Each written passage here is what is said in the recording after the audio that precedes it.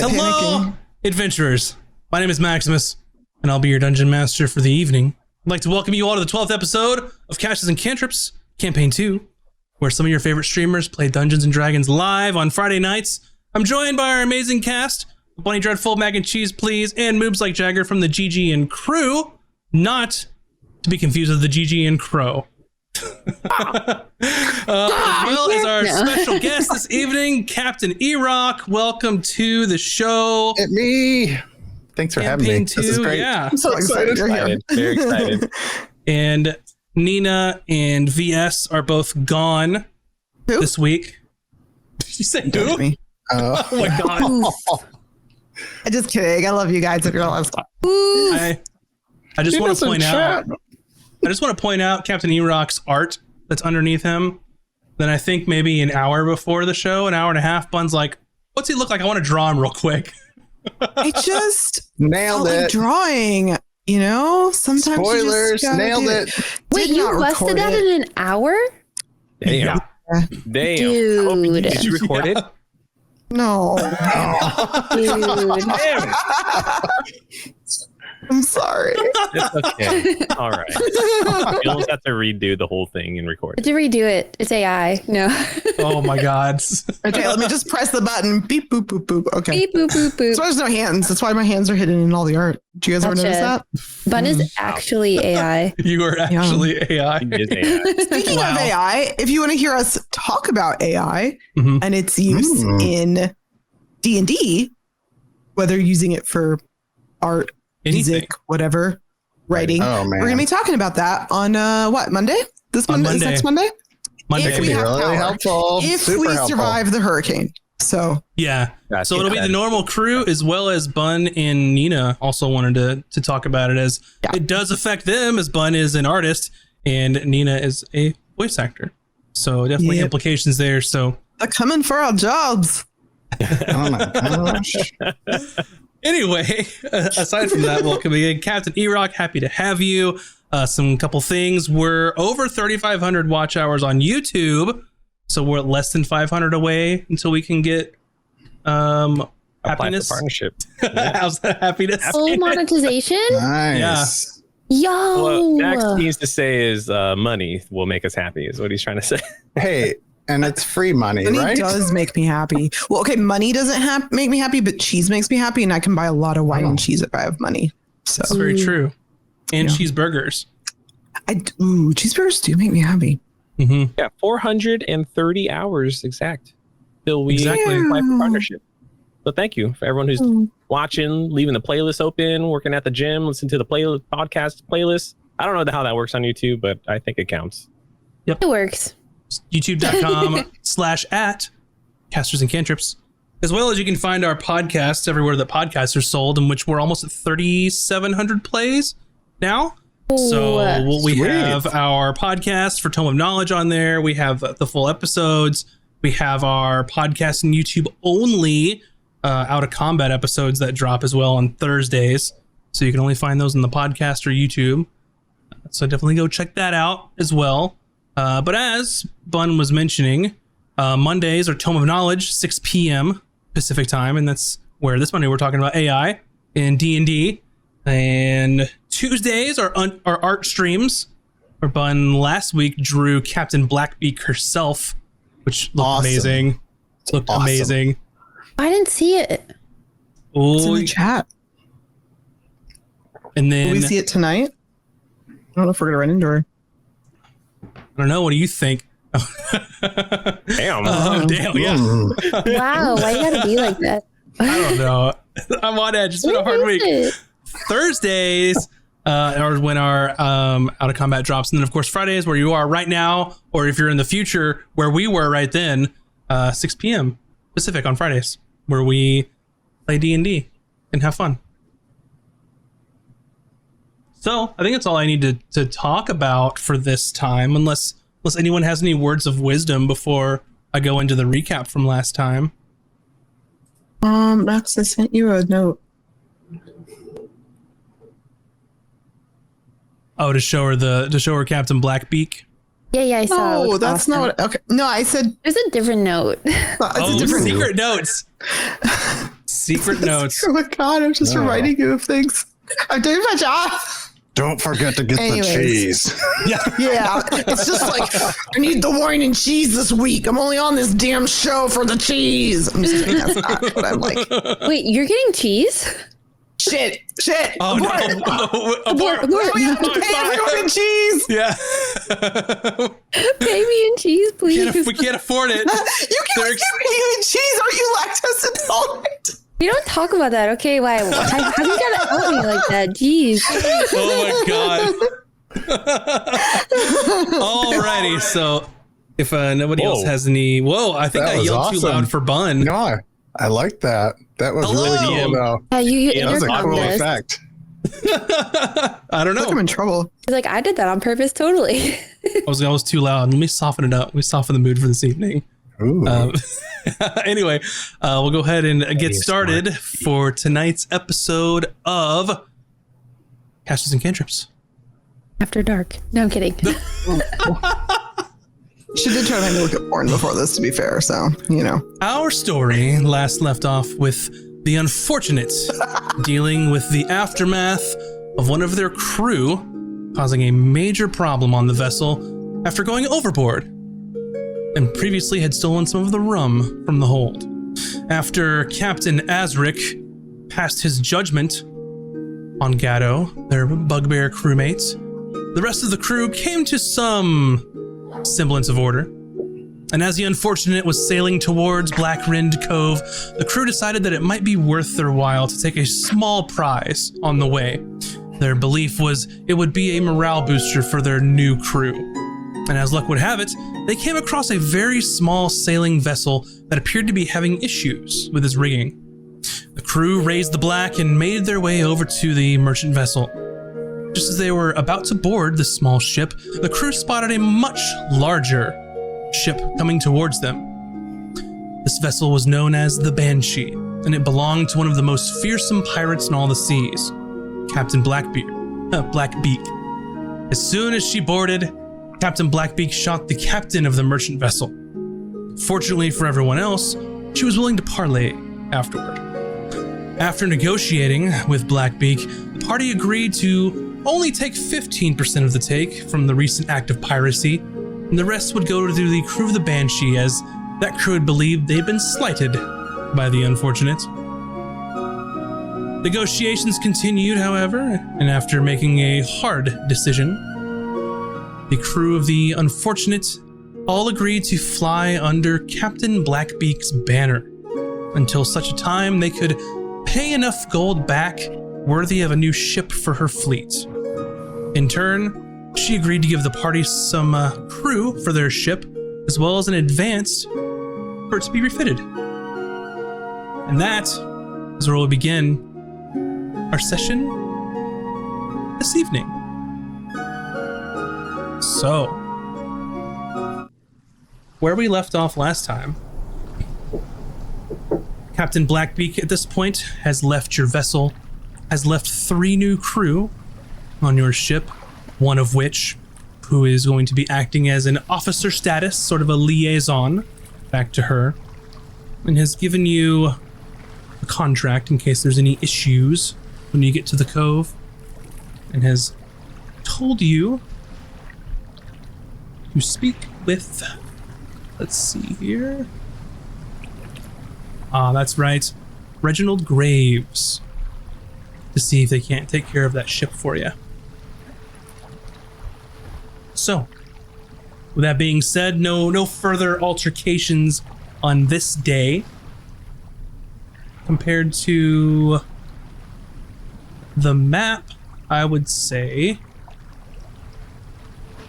you probably have a good 2 days to sail to Black Rend Cove, so not much longer. So, as you sort of set sail towards your destination here, not much else in the way of hazards or opportunities after your take of that ship, of which I believe each person in the party would be getting 500 gold pieces. At the moment, we can add that, or not yet? That's once you get there, that's how much it's worth to you on 500 the each? take. Yep. Well, although, do we need to all pitch in to fix the boat up? I forgot if we had funds for that. You got an advance. She gave for us that. funds.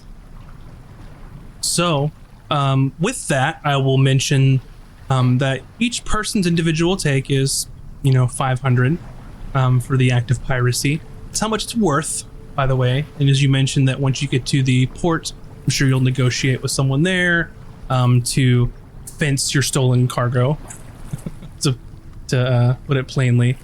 And to give you an idea of sort of how much that take could have been, because rather stupidly, the former captain of the merchant ship was basically a nobleman pretending to play, sailor, and had bought on his small ship sort of a fine amount of expensive things that he should not have been traveling with that rinky-dink ship and no escort. But so each of you have gotten 500. So that was 2,500 for if you have a 5-person party, and then the other half went to your crew because everyone has shares, and certain people have more shares than others, like officers and everyone else. And then of that would have been, I want to say $5,000, maybe. That was 15% of this total take, of which you had agreed to Captain Blackbeak. So she made off very well from that little encounter, because that little tiny ship was stocked to the brim full of expensive silks and things like that.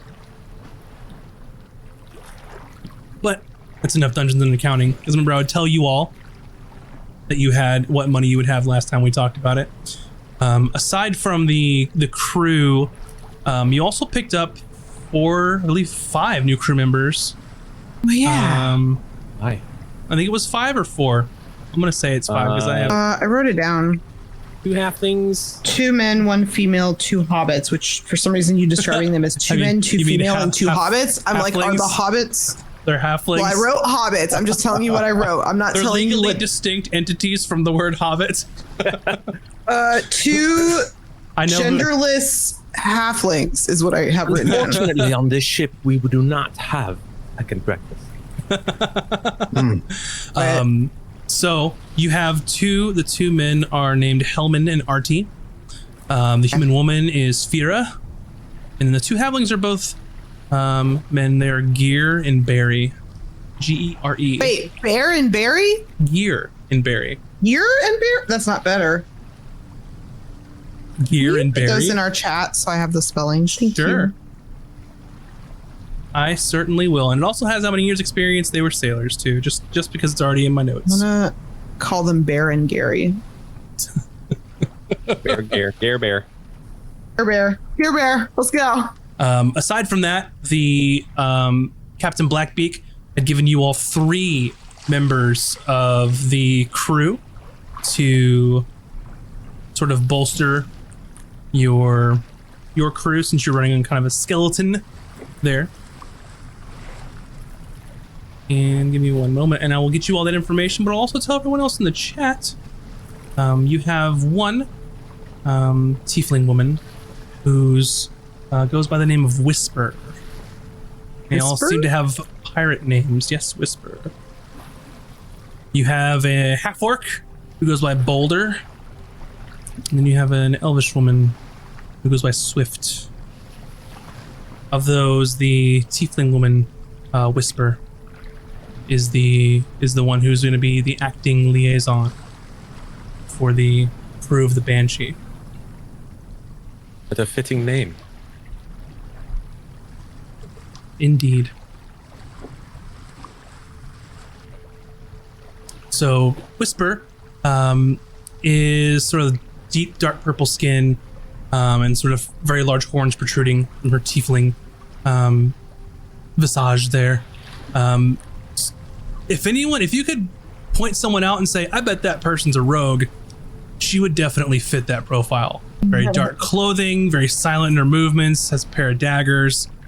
Quite opposite to Boulder, who is just hulking mass of muscle and rage more than anything.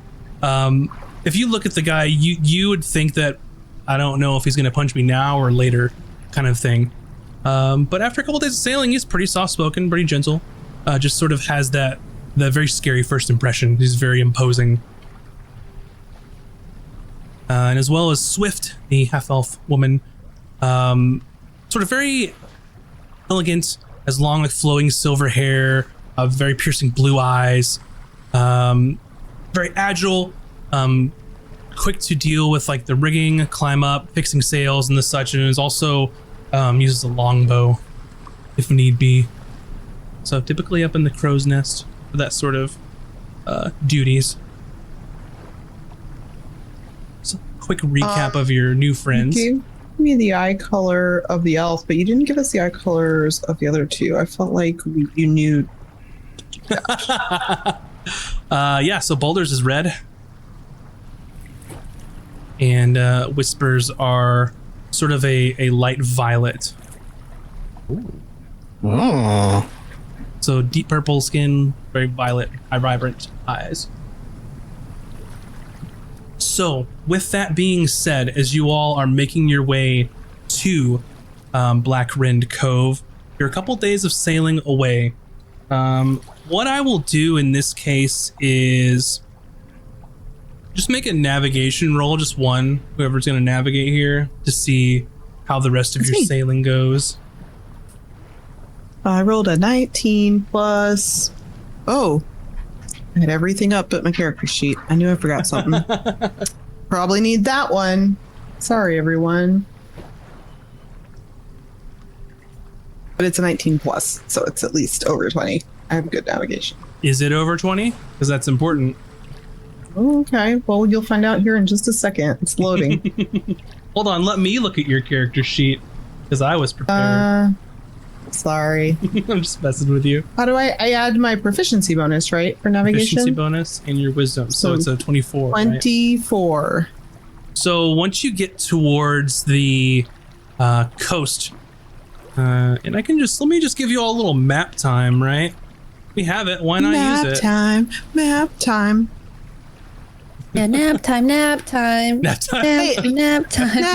Nap time. It's the nap we all need. They don't love you, I wanna love you. Oh man.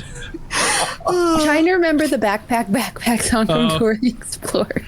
Erog went towards the song Maps by that was I think it's the Yeah Yeahs or something. I think it's the Yeah Yeahs. Okay, everyone. It's the Yeah Yeahs. Mm-hmm. Ow. Maps. Yeah. Gotcha. So, Yeah. That's how you say it. Yeah. Yep. Exactly. That's right, Mac. So got you. Yep. With you all being here, with your expert navigation roll, you're going to make it there just in 2 days. So as you sort of found that ship just outside of Osham Miran, outside of kind of other side of those islands, you notice when you get to the small straits in sort of this area, it is extremely treacherous, and you kind of get the idea that you might understand why this sort of secret pirate island is tucked so far back here, because it'd be stupid to try and sail through here, especially with any kind of large, like, warring ship. But you're able to expertly navigate through this with such a high roll. So you may take a mental note that going through this sort of straits takes a lot of care, a lot of planning if possible, and some damn good helmsmanship. So doing this in a hurry would be pretty disastrous, whether if you even make it through at all. So just some knowledge for you all there.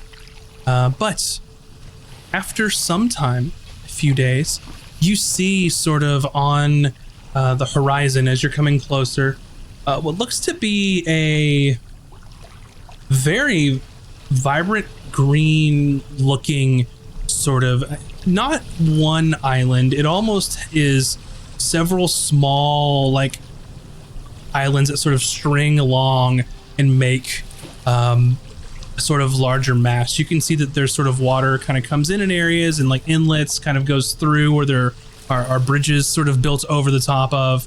It's very beautiful, but you understand how it might have been difficult to sort of make a living there, as it's probably 10 to 15 islands of various sizes with lush, thick vegetation that they've just kind of had to deal with on this island. But it definitely has the security and the secrecy, which is, I'm sure, what a pirate nation might want. So you begin sailing closer, and you see various ships that, while they're usually too big to be in the harbor, they're a little ways back, so the crew that are going ashore can kind of row ahead and make landfall there. So you coming towards Black Rend Cove. It's probably late in the afternoon, and there's easily 10, 15 ships at port right now. So quite a large, I don't know if a large word, but quite a dense number for this area at the moment. So how does both Azric and Taj, how do you feel coming back to this place? What's kind of going through your minds at the moment compared to maybe last time when you were here, or last time you were a pirate? Taj is excited because she wants to see like old friends and mingle again. Like it's been a minute since she's been back, like home. Like for her, this is home. Mm-hmm. For Azric, stress, panic, anxiety. But after hearing about our previous captain, Marius Blackthorn, not doing too well anymore, Azric's pretty optimistic now. I have a question. Sure. It was confirmed that she's dead or she's hurt. I wasn't clear last time. Your old captain? Yeah. Was Marius Blackthorn. He was a very powerful wizard captain. Captain Blackbeak didn't say. She just said, shame what happened to that ship and its crew. You all might know a little more about what happened, but I believe you left a little early to see the ending. So. Okay, yeah, I wasn't sure if if he was dead or if there was just idea. like injured, or like, I live by the rule, if there's no body, they're not dead. So the rule of Star Wars. Listen, that's like any movie, TV show. There's no body, they're not dead. Unless they're disintegrated. In D&D terms. Many lives have been taken by the seas, and you never see the bodies. True that. So with that, you make your way into ports, trying to sort of find a spot for your ship to be without sort of crowding anyone else. And being late afternoon, the ship's crews are sort of very light on the ships, as you assume most people are sort of on deck on the island. And people are giving you the stink eye. They're sort of looking at who the hell is this? We don't recognize this ship. Who are these people? Give me a perception roll. Everybody? E-Rock. Sorry, E-Rock. Soon. No, this is fine. No, whenever we get there, I'm all good. I'm gonna before we, just to make it clear, before we go off ship or before anybody could really see us, Emmy's gonna turn into a cat, but I'm waiting to like kind of the last moment, so I'll get a good chunk of time out of it. Okay. I'm gonna need a pocket guidance companion and someone cast enhance ability at all times, please. Thank you. You may just give you like a ring that does enhance ability and like a necklace that gives you guidance. Do you think it says Baldur's Gate 3? Exactly. Hey, you want a +3 sword too while we're at it? Yeah, actually. You're offering. Yeah. All right, what's everyone's perceptions? 3. 12, 3, 16. 16. All right, so Taj, you're excited to be back. You don't really see sort of what ships are currently in port at the moment, as you're sort of just waiting for the boat to get there, waiting to row on over. For Azric, you see a couple ships that you recognize. from your past, one of which is the Iron Galleon, and another one is the Stonebreaker. So you definitely see those. Emmy, you notice those same ships as well. Also one known as the Star Strider. Star Strider? Mm-hmm. What kind of emotions do I feel when I hear these names or see these ships? Some of those, and it's been, at least some time since you were your first time around, right? You remember the Iron Galleon as sort of a very promising up and coming ship and crew. They were sort of getting bigger takes, rising above the ranks, and genuinely thought that if you were like a new sailor that wasn't on an established ship, like that's what you wanted to be, because that captain was going places, right? The Stonebreaker, been in business quite a while, very sort of not the best, not the worst, good steady pickings for any pirates. They knew they'd get a decent living there. You distinctly remember the captain being a Goliath known as Roran, Captain Roran Ironheart. Someone who did not suffer fools and expected people to be competent in their jobs. As well as one of, probably as deck wizards go, probably one of the best. That's kind of what helped him keep afloat. I guess both literally and figuratively. So, nothing inherently bad with what you feel, just information. Okay. So, you all are basically just getting, stink-eyed by these people. Do any of you say anything as you're sort of anchoring, or are you just going about your business going in? Going about our business. Mm-hmm. If I see anyone I recognize, I'll probably just like give them a little up. Nobody yet, currently. Nobody currently. And with that, you sort of get into the dinghies and go ashore with whatever crew you would like to go with you. If you want them to take care of any business, I'm sure they can figure out the watch and the ship and all that, unless you have any personal requirements or preferences. I would definitely want to have extra bodies guarding the ship. Mm-hmm. The ship's coming out of nowhere, and people are probably gonna try to test us. Okay. Very well. So as you're sort of rowing inward, you can kind of see the familiar, like, shallow docks. There's the typical sort of wrecked ship right on the dock, as has been there for as long as you can remember. It's right there in the hell yeah, rock. That's sort of been there as long as anyone can remember. Someone allegedly sort of fucked up and tried to take their ship all the way into port, and it did not work out too well for them. Sort of the shabby docks here as you sort of make way, and you would know that most anyone that's going back to their ships is where this kind of takes them back and forth from here. There's a couple of maybe smaller shops. Off to the east, there's a shipwright, but they're sort of right in the opening there on the beach where all the sort of clusters of buildings are, is definitely going to be the Black Rend ports, ran by someone named Lyra, who sort of acts. Port master is a stretch. She's more like the person that if you want to sell your shit, that's who you go through, because she still has connections that can actually sell the stuff. Like a fence. Mm-hmm. Okay.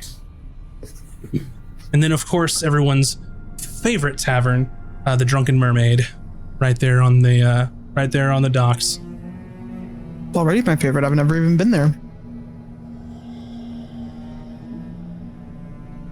I do like that name. And as you sort of brand new crew of people sort of walking up,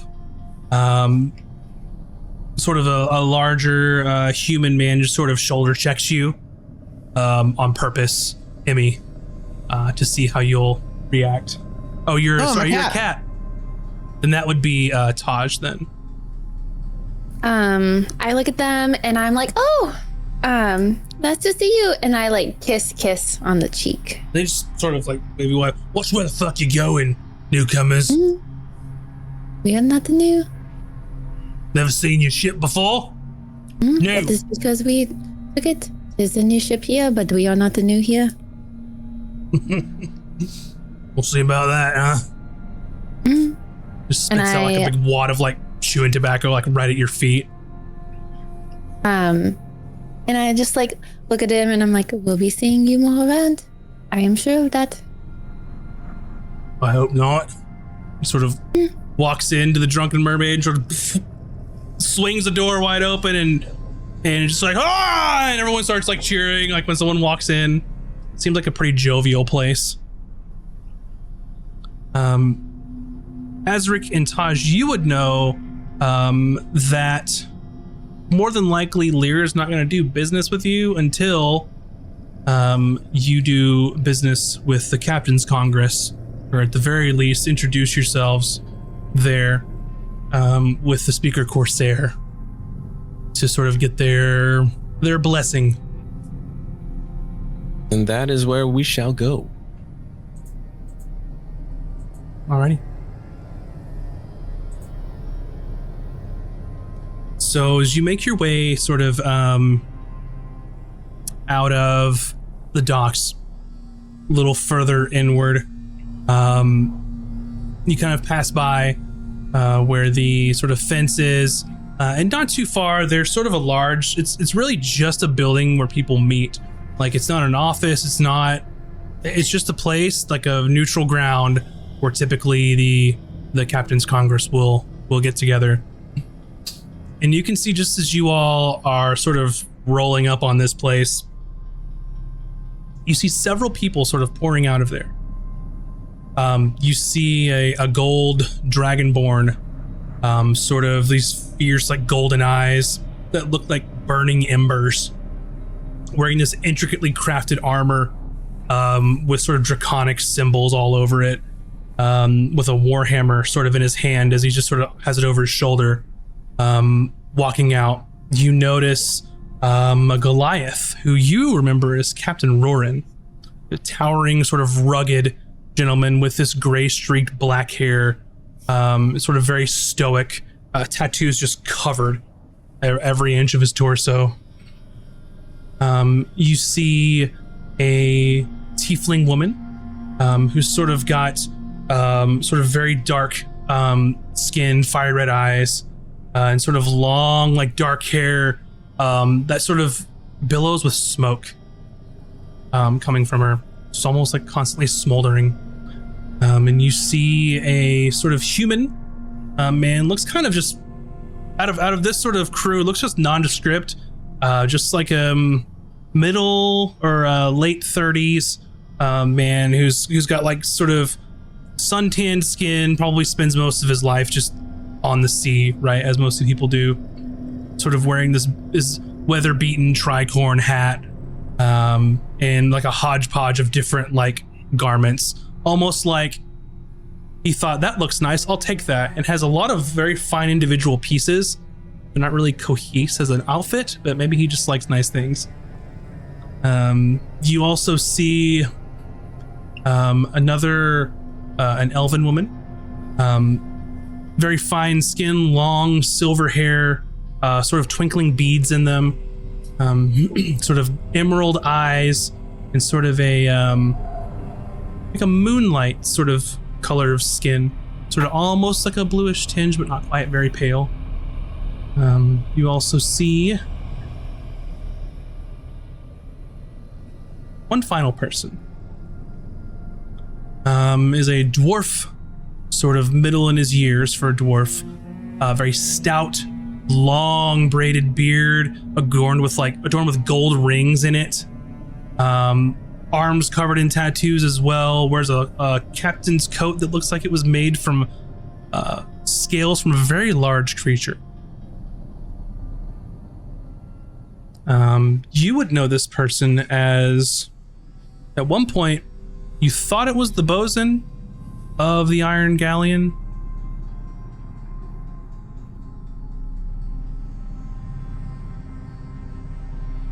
And they're sort of walking out, and the last person to leave is this sort of dwarf, and they all kind of look at you and just kind of in disgust kind of a bit. But there's no doubt that these are the people that you're waiting to talk to.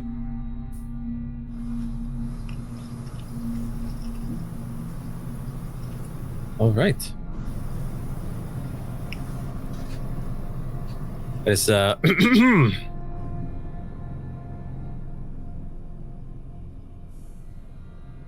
am Captain Azric, and I am here to register as a new ship and a new crew. You see the dwarf step forward.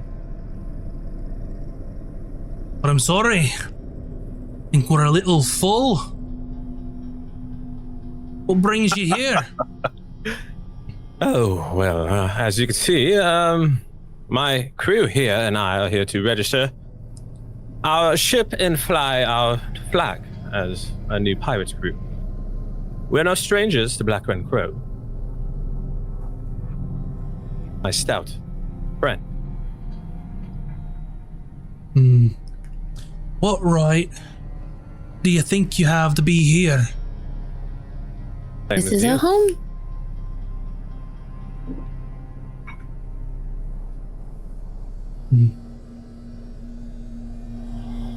I see.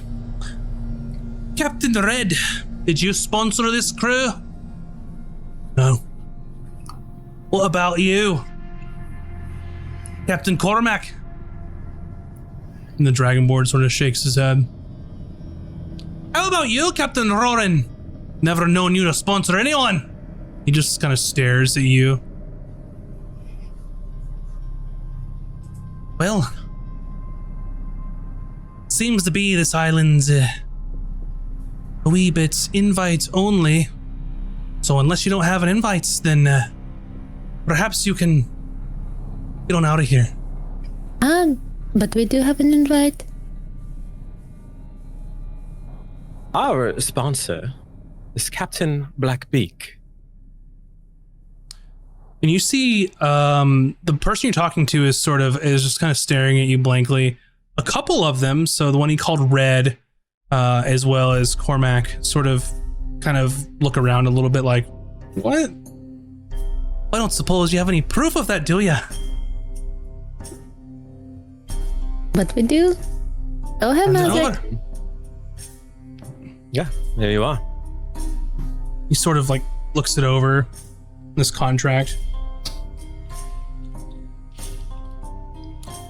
Well, I can say that I'm surprised, but rules are rules. What's the name of your ship? The Unfortunate. Aye. Well, I would say that you are rather unfortunate for being under her wing. Good luck to you, laddie. And he slaps you on the shoulder. Do whatever the fuck you want. Welcome to Black Rend Cove. And sort of spins on his heels, and they all sort of take off down the sand. Well, that was a lot easier than I thought. Seems like Captain Blackbeak has her sway in these parts. It'll be fine. I think we should all celebrate and head to the Drunken Mermaid over a drink. And then we'll speak with Reginald and about getting our ship outfitted. Alrighty. So you head down a short walk into the Drunken Mermaid. It is a jovial place. You see the asshole who bumped into you earlier, Todd, is just being kind of a little ludicrous there in the tavern. You can clock all kinds of clientele. Some of the what you would probably believe to be part of the Captain's Congress in there as well. You can see various crew, peoples from all walks of life, shapes, sizes. It's quite the melting pot here, as typically the life of pirates are whoever they can take and whoever wants to join. Ooh, all right. Is there a table open? There is. So as you sort of walk in, Gromkey, if you would please describe to everyone what you look like. Okay, so in this table, like by himself, just sitting with an ale, you see this 7'6" bugbear, dingy aqua skin, but the hair is like a flowing light pink. If you were to get close enough to see his eyes, you'd see that his left eye was teal and his right eye was blue. And you would see a gruffy, big bugbear sitting at the table, just kind of head on a swivel, looking around for anyone that might catch his eye. So, Gromkey, you recognize the sort of ragtag group that were causing all kinds of commotion as they came in. You have no idea who they are or what their ship might be, but word is already gotten around that there's a new crew in town that has the blessing of Captain Blackbeak. That news came ahead of them actually arriving. So putting two and two together in your mind, if it's not these people, who is it? Because they showed up right after that rumor came around.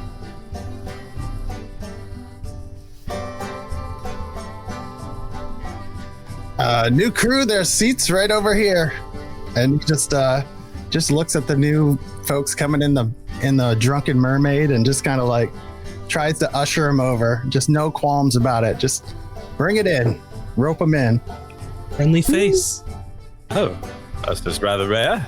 These parts, I guess we won't turn down an open invitation. I put my hand out for him to kiss it. Oh, he looks confused by it and like looks and like brushes it. Just takes one hand and like kind of like brushes it and just kind of like not sure the custom there of what to do. I and like kind of like take it back and like as if I'm like wiping off germs off my body. I'm like, A small black cat with like white markings around its eyes, like it has glasses and little boots. Just kind of like looks up at you from another table. Oh. Takes notice and Well, your sincerity and generosity. I am Captain Azric Silvertide. Captain, you say. Round of drinks over here, please. And just kind of ushering toward the barmaid or whoever's around. Yeah, so you can see, looks to be a half-elf young man, maybe early to mid-20s, probably pretty young for an elf to run, or at least a half-elf. They're a little younger or can live a little longer. Sort of golden hair, sort of clean-shaven face, just very laughing and jovial. He's got like this dark green waistcoat wearing on, has his sleeves sort of rolled up, has these sort of bright green eyes, and he's like, absolutely, what else can I get y'all? Cat hops on Azric's shoulder and kind of goes, milk? Maybe some milk for this one. Milk for the kitty cat and drinks for the rest of y'all. All right, coming right up. You just let me know. I'm Silas. I own the place, so if you need anything, just let me know, all right? And he just sort of takes off, way too happy to be a pirate, but I mean, that's who he is. I like him. You hear that? He owns the place. He's out here giving us drinks. Wow, well, I apologize. I didn't catch your name. I didn't give it. Oh, well, what is your name? My fine giant friend. I'm Gromky. Gromky-zom. Gromky-zom. What crew are you part of? Well, that's the thing. I'm looking for a crew. I did have a crew. I'm no longer part of that crew. They didn't see. Well, let's say I'm no longer part of that crew. Well, but what did you do? Did you get in trouble? Did you get kicked out? Exactly, yeah. So there's a story to tell. Please do. Well, as luck may have it, I found myself a treasure map. And as I was bringing it to the boat, they decided to take it and leave me on the island alone. And cut me out of the deal. Oh my. And what crew is this? And where is the treasure? Well, the crew is the Crimson Gale. I don't know if you've heard of it. But they're not a very nice lot of pirates, as some pirates may be. You know the lot, right? Oh, well, there's plenty of nefarious people around, especially in these parts, yes. Unfortunately. But they seem to cut me out of the deal, so trying to find a way back to maybe sneak and get that treasure map back, because I have a good feeling that there's a lot of value at the end of that treasure map. Do you have the map memorized? Do you need the map? I don't know where I don't know. I didn't get a lot of time to see it. See, we were on this island, and I may have fell asleep. And when I woke up, the sun was shining through the fisheye rock, and on the sand there was a shining light, and I went to it, and on the top of it I brushed it away. There's a metal top, and it said de-anger. So I don't know what the de-anger was, but I lifted up the bottle, and there was a bottle underneath that had a scroll inside. The cat looks like it's gonna leap off of Azric's shoulder, but like as it starts to leap, it turns back into Emmy. But she in her excitement, she didn't quite get away from Azric's shoulder. So you now have Emmy kind of like just falls on top of you. Is that all you remember? Do you remember anything about where you found it? I'm pretty sure the de-anger means danger, actually. But do you know what kind of treasure is fine? Do you have any details about the treasure? I might be able to find something. I might be able to help. I know a lot about treasure maps. I put my fingers on her lips to shut her up. My father did tell me of an island of the Fisheye Rock. I didn't know it was this one, but our crew was there, and I don't know that my father was really a pirate, but he did seem to tell stories of this island with Fisheye Rock, and I think it may be that. Gromky, you can see your old crew in the tavern, having fun, drinking, laughing. Every once in a while, you'll catch like a side glance from them, and they're just basically like you don't exist to them. They don't care about you. You think at some points they're probably making fun of you, making fun at your expense. And what I will say is the idiot's right over there, and he just kind of like tries to nonchalantly glance and point, but he might have been a little obvious about it. Which one is it? That table in the back corner there just kind of points. No, which one has the map? I'm sure it's gone to the captain by this point. And which one is that? Can you point them out? Is he wearing a hat? I don't think the captain is there. This looks like this is the crew. This is the crew. They don't spend their time with the captain. Captain Perrin would have the map. I'm sure of it. Azur's gonna start fake laughing as he's drawing attention to us. Like, oh, Grumpy. Oh, hilarious. Please don't draw attention to us, Grumpy. No, but they're right over there, and he points again. Oh, yes. Yeah, the decor is magnificent. Yes. You just our hands touch and you drop it down. Staring in the direction you point. Listen, Grumpy, as a matter of fact, we are looking for new crewmates if you are willing to join the Unfortunate. The Unfortunate? Yes, a ship? Yes, that is the name of our ship. We'd have to get the map because I did not have time to see where it pointed to. I'm not good with navigation. What are you good at? Yes, that is a good question. Thank you, Kaj. He just kind of touches the bow on his back. I'm really good with a bow. An archer. Magnificent. Well, that's definitely a skill we can use for our ship. I can lift things up and I can put them down. He's like, he like puffs up his chest a bit, like very strong, lifting up and down. Stepping earlier. I look at Emmy and I'm like, you two might be perfect for each other. But I don't understand what that means. Do you think we can go and get the map, Josh? I can dissect him. Okay, could maybe get it like we did with the keys.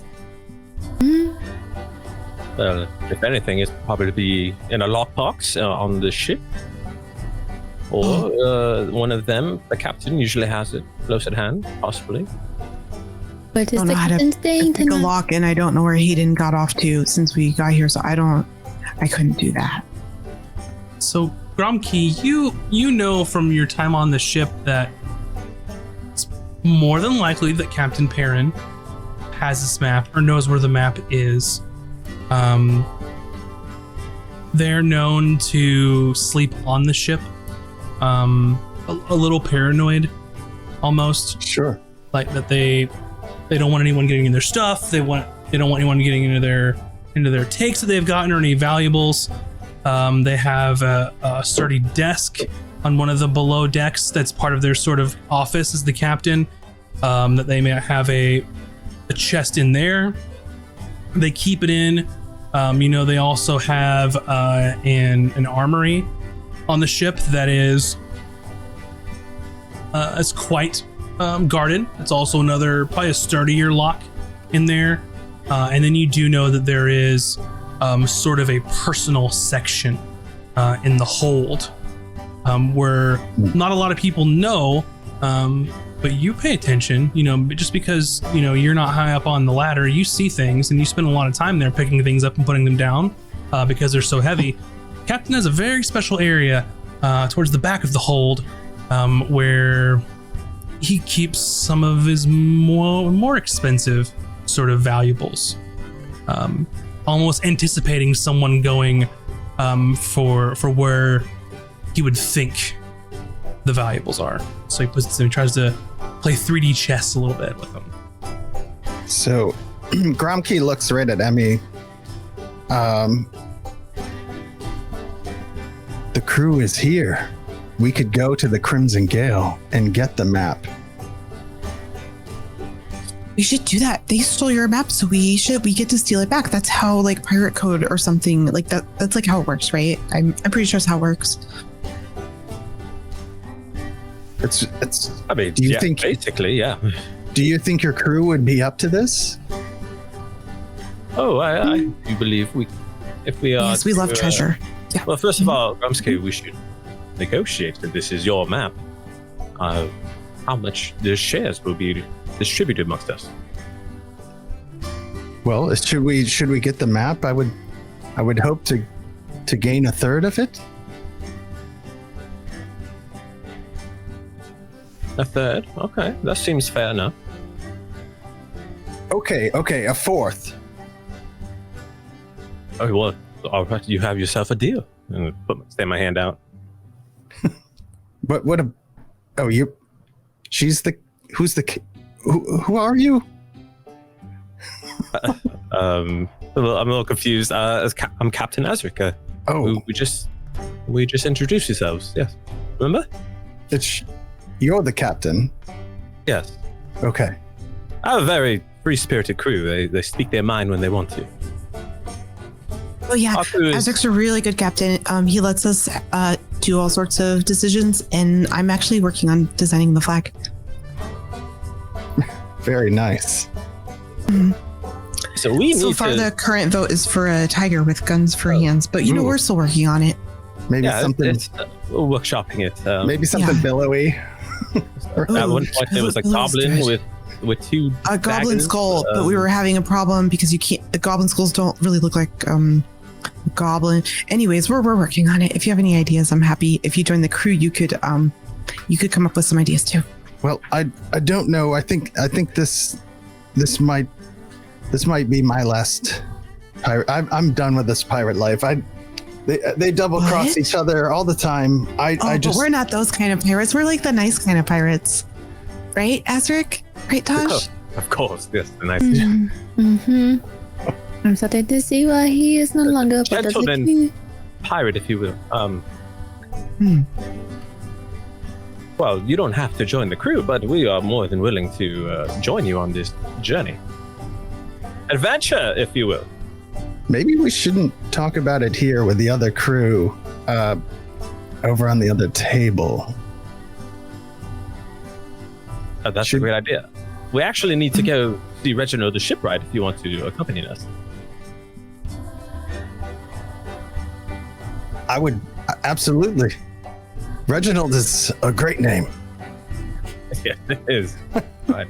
Then follow us on out and, keep your eyes forward and backwards, if you know what I mean.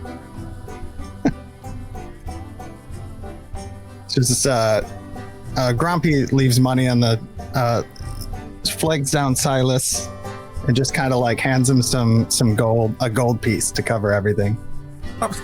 A gold piece, yes. Grumpy, I told you this so many times. This is way too much. This is way too much. Come on, you gotta let me give you change this time, okay? You just can't be throwing money all over the place. All right, if you insist. And he gives you back some silver pieces. Something that's in the back of your mind, Azric. You thought that deal was a little too good to be true, and you feel like you might know why, because you're not entirely sure. Because Grumpy just tried to pay gold for a bunch of drinks. You think you might have gotten one over on him. You could have easily taken much less of that share he promised with that map. Oh, maybe he'll forget. All right, so let's head on out of here. I believe we've drawn enough attention. Sounds good to me. Alrighty. So as you all are walking out of the tavern, what's the order in which y'all are walking in? I will be leading the party. Mm-hmm. I'll follow. Okay. I'm talking to Grunky about treasure and pirate stuff. Right. So I'm distracted talking to her as we're walking out in the back. Yeah, of the I'm asking you a lot of questions about like pirates that you're kind of like, if you're on a pirate crew, wouldn't you know this? And also you get the feeling that she doesn't really understand what pirates are. Grumkey and Emmy, I need you both to make acrobatics rolls. Okay. Boy.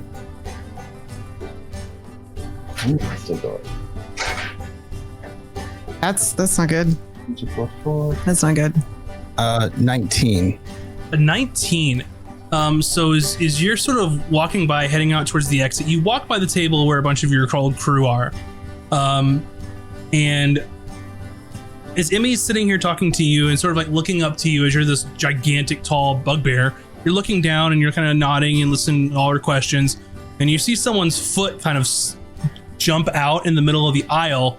Being a bugbear and kind of being a mastery of archery and your crossbow, you see it come out and kind of dodge out of the way, but you can't help Emmy in time.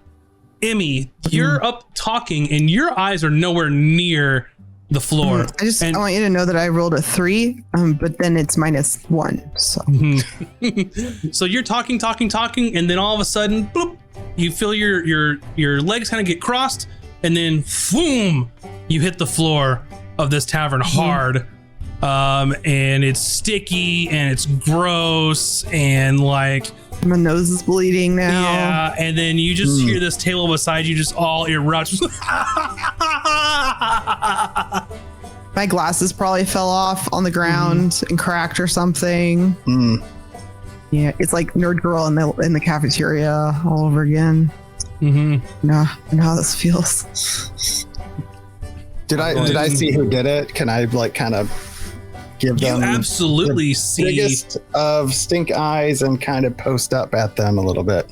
Yeah, you see Percy, who is one of your old crewmates, who's a gnome, older gentleman, has some like long, scraggly, like gray sideburns, kind of balding on the top, and he's just like laughing at you. Watch where you're going there, Grumpy. You can't take care of anybody, can you? And he just kind of points down to sorry, him. I that was my bad. I'm so sorry. And they just laugh at that response when you're apologizing and being sorry. They're like, pick up the glasses and I help Emmy up. Oh, thanks, Azric. Oh, they're a little cracked, but it's okay. I'm sorry. Don't apologize. Hey, little tiny man. I believe you owe my friend here an apology. What do I have to be sorry for? I get in his face. There's going to be a lot you're going to be sorry for if you don't apologize to him. I'm trying to intimidate him. Sure. I grab him. Percival, right by the scruff. Apologize now. That is a 21 intimidate. 21, and he sort of holds his hands up, and he looks over to Gromke, who you kind of got him grabbed. Then he looks over to Azric. He's like, "I'm sorry about her. It wasn't meant for her. It's meant for him. All right. I'm sorry, little girl." Oh, you damaged her glasses. Now you're going to have to pay for that. How generous of you. He doesn't have to. He doesn't. No, they're fine. They're fine. Now you see, she doesn't even want me. She doesn't want me to pay for her. So if she don't want to pay for him, I'm not going to pay for him. Didn't you tell me, never mind, sorry? That's what I thought. So if you have a grievance, maybe you can go ahead and file one of them. And she has to do it because it's her grievance. Now, Gromke, will you let me go, you big idiot? And just like smacks you across the face. The small little gnome takes a smacks you in the cheek. Just a little surprise, just kind of lets him go, pushes him back a little bit. He's like, that's what I thought, Gromke. You better listen to your betters. All right, well, now that's over. Let's get on out of here. Yeah, and you see that around the tavern, like a bunch of people have like scooted their chairs out, and you're not sure if they're anticipating a fight to break out so they can get their drinks and get out of the way, if they're anticipating a fight to break out so they can join in. Like, you have a feeling that this place is sort of teetering on like a powder keg here. Yes, pirate fight. And a lot of them are looking at the new crew.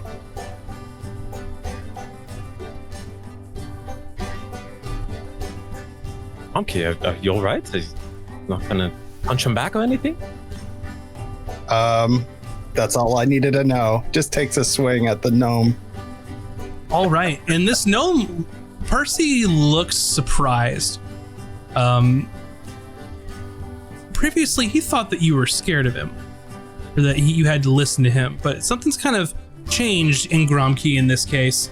So Gromke, just go ahead and make an attack roll with unarmed. Yeah. Okay. What would D20 plus 3. Oh yeah. Yeah, right there. So that'd be 5. 5. So you and your hand kind of comes down in this overhead like haymaker at this little guy, and he just kind of dodges out of the way. And you, when you take that swing and you miss, probably 15 to 20 people all get up and sort of circle around you all. And it looks like at least half of those stood up to reinforce your old crew. The other half are just ready to fight anybody. But you're very quickly outnumbered. More than welcome to duke it out, though.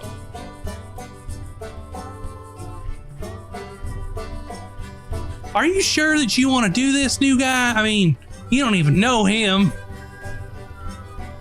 Oh, it's about principle at this point. I'm being egged on.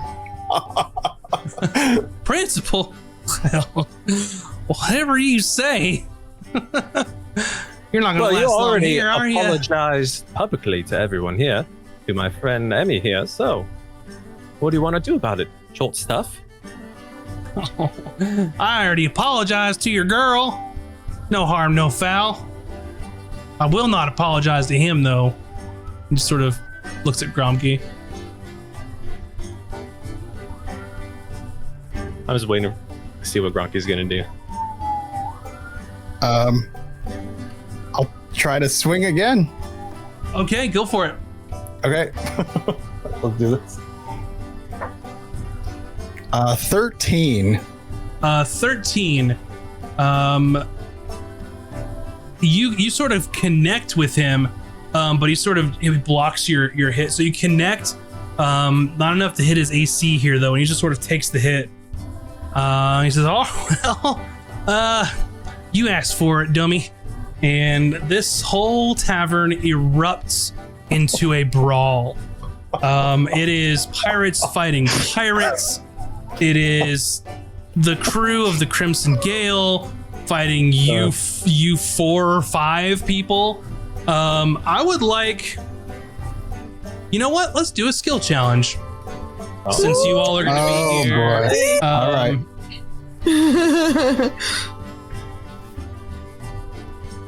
So we'll start a skill challenge.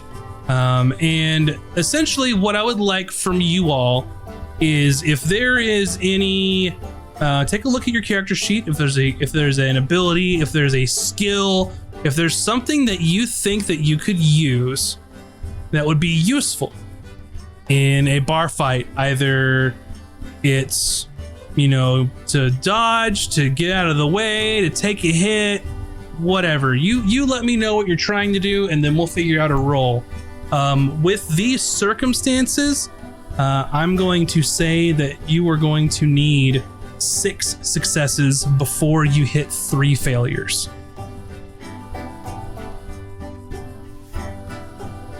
Ooh, okay. Alrighty. And we are going to start with Azric, since you're right up in the action at first. Okay. I'm going to. I'm just gonna grab a giant tankard of ale and bash it across someone's head. Okay. I'm gonna say that sounds like sort of an athletics to me. Go ahead. All right. 13? 13 is enough. So I'll count that as 1 success. So you pick up this big tankard, and then you go to swing. What happens? Someone is coming up behind Gromsky and about to take a swing at him, and that's when I bash the tankard across the back of their head. All right, so someone's gonna claw at the back of Gromsky, and you just hit him with that, and then ale and just goes everywhere, and they sort of fall over. Emmy, what'd you like to do? I would like to turn into a small animal and hide. Okay. If you use a charge of your wild shape, I will let you have advantage on a sneak roll. Stealth. Okay. Yeah, I'll do that. I'll use my second charge of wild shape. Okay. And turn into a the cow is pretty small actually. I'll turn into the cat again. I thought you said a cow is pretty small for some reason. I don't know. I was like, sometimes. I turn into a miniature cow and start meandering out of the bar fight. Yeah. One of those really pretty cows, though. Yeah, really pretty. Yeah. Okay, go ahead. Roll a stealth with advantage. Okay. Oh, my stealth isn't really good, though. But you have advantage. Yeah. It didn't really help. 6. Okay, that would be a failure. Yeah, so I turn into a cat, but then I noticed that Bucket was not following my lead, and Bucket meanwhile has pulled out his knife and is like like ready to do this. And so I turn around to Mama cat him, but I can't figure out how to like pick him up because the knife's swinging around, and so now there's just a cat and a crab with a knife like kind of dancing in circles in the middle of the room. Not a lot of scruff to be picked up on a crab. So you can't get Bucket out of there. Gromkey, what would you like to do in the middle of this bar fight? Yeah, I'm trying to think something different than just unarmed strikes, just smashing. That's okay. Let's see. So I was protected from behind from getting hit with Azric swooped behind me. So I'm guessing the gnome got a little ways away from me. I'm gonna use my 10 foot of reach and just come down with 2 hands, able to swoop over 10 feet because the bugbear reach is ginormous, and just try to clobber him on the head. Yeah. I will say in this moment we're gonna call it an athletics. Checks. Yeah, athletics checks. So okay. yeah, we're in the realm of skill challenge. That's okay. Checks. Go for it. Yeah. So that's gonna be 11. 11 is not enough. Yeah. Okay. So you reach out and kind of go double axe handle, classic wrestling move. Slip on a little bit of ale and just kind of miss the mark. Okay. Yeah, and Percy's shifty. He sees it coming and he's kind of adding insult to injury and giving you a little laugh as you're sort of missing him. Taj, you found yourself in this big bar fight because one of the pirates from Gromkey's old crew tried to trip Gromkey, ended up tripping Emmy, and she landed flat in her face. She probably laughed when it happened too. Yeah, and Azric wanted them to apologize, and now there's kind of set a scene and it's erupt. So, what would you like to do to sort of get your way through this bar fight, either via escaping, attacking, whatever you'd like to do?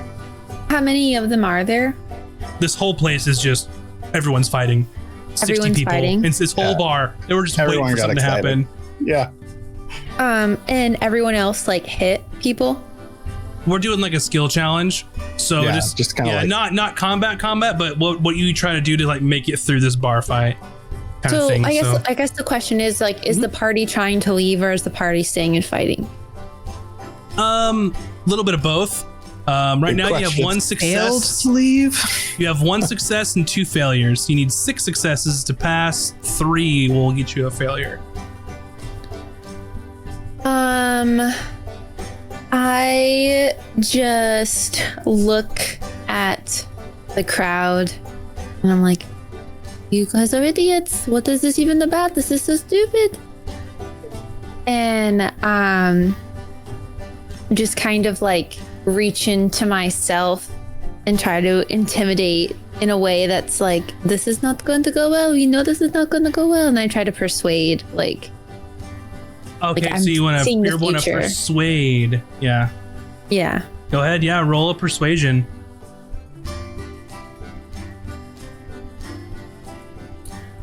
Hold on. I need a math. I don't simple math. 17. 17 will be a success.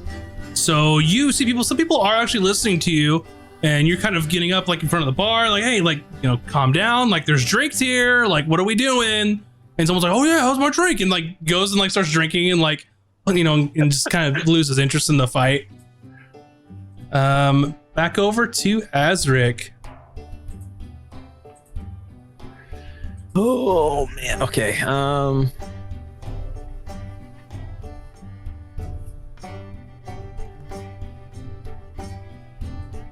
I'm going to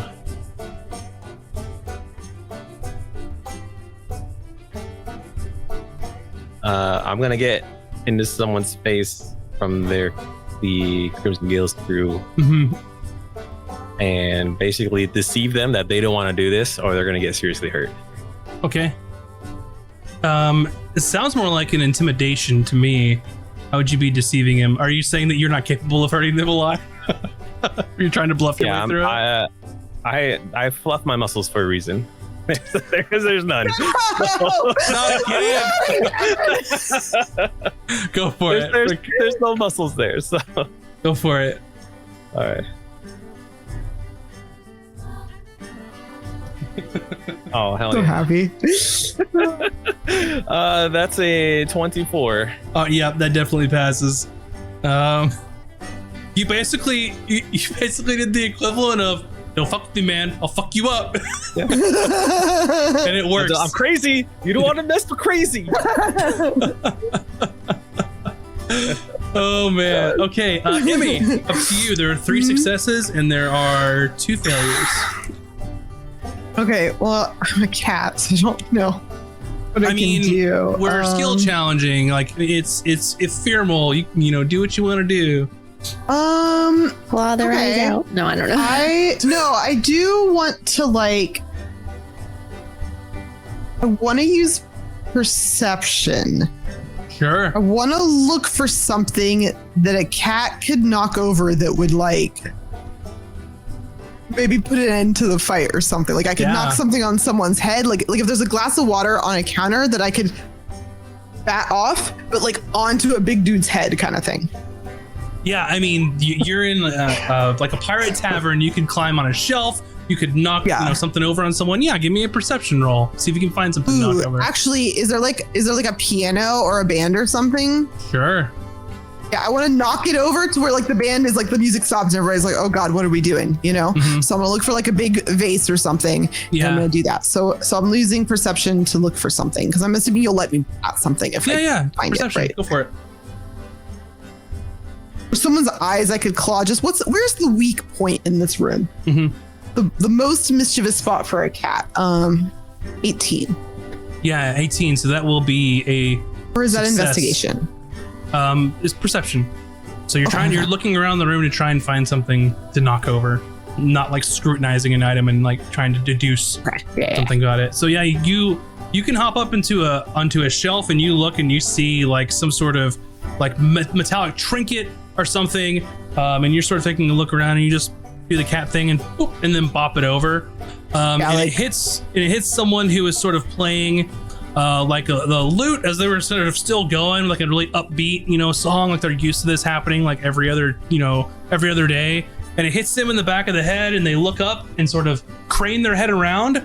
And then when that happens, they sort of fall and then they hit someone in the crowd and it knocks over a whole bunch of people and like it's like a pile up. Yeah. Gromkey. Catastrophe. All right. At this point, I just want to settle the score with the trip on Emmy, and I want to maybe like try to sleight of hand, either use a chair next to him or just my foot to trip the Percival back down. I'm slowly focused on this one gnome and returning the favor back to him. Maybe sleight of hand or something else that makes sense. Yeah, sleight of hand makes sense. Grabbing a chair and just kind of trying to put it in a way where he'll trip over it while he's in the middle of this bar fight. Yeah, I got it 16 on that. That will be a success. So Percy is sort of in mutual combat with a human as they're sort of duking it out, and you see him sort of backing up a little bit and like giving them ground so he can come in on him. And then as he's backing up, you sort of slide like a stool behind him, and he backs into the stool, and he sort of hits it on like the back of his shoulder, him being a gnome, and then falls over and like in a heap and like gets tangled up in this stool. And it looks really awkward, and the person he was fighting, I don't even want to fight him anymore because he's like trying to get the stool out from like where his leg went through the middle and stuff. So yeah, definitely a success there. Alrighty, Tosh, this is whatever happens here is gonna end it. Shit. One success will win it. One failure will be a failure of the skill challenge. It's determining like whether we're leaving with like bloody noses and like our egos destroyed, or I can't use the same one again, right? Correct. Okay, I'm gonna do this then. So I'm gonna use performance and like throw my head up and my arms back and just kind of like shout nonsense, like words that aren't words, so that people think that like I'm putting a spell on them or like some weird shit's happening. You know what I mean? Like, yeah, absolutely. Absolutely. So and then I like pretend, because it's all fake. Like I'm like pretend to come through too, and I'm like, "Ooh, guys did not want to see what I just saw. It is not going to be good if we continue down this path." Sure. If you use a first level spell slot, I will let you roll advantage. No need. Okay. Got you. So what's that bring your total up to? It's just gonna be a 19. Gotcha. Okay. Any indication is just you just happen to start speaking this nonsense, people start believing you? Is that kind of what happens? Yeah, like people are like, what the fuck is happening? What is she doing? And they just kind of like stop, like, like did we mess with like the fates that be, Gotcha. Grumpy's frozen in place, like whoa. It's like some weird magic shit's happening over here, like. And so with that, 6 successes beats the failures here. So in the middle, and this isn't going to necessarily stop this fight, right? There's like 60 people in here all duking it out, but your quarrel with the Crimson Gale has sort of left them a little worse for wear in this moment, as they're sort of drunk and beat up a little bit. And with that, you see a nice exit to come out of this relatively unscathed from this bar fight. Assuming you all take it. Yeah, we're gonna slip on out. That's enough. We should. That's enough. We should go. Oh yeah. Okay. So you I like living. So you all step outside through the doors, and you can see someone getting like thrown out of like a window beside you, just like lands in the sand next to you, and then he gets back up and like jumps back through the window to go back fighting. But you all are I don't want to say safe, but relatively safe comparatively on the streets here in Black Rend Cove. It's probably early, I would say late afternoon, sorry. So late afternoon around supper time. And you are out of the bar fight.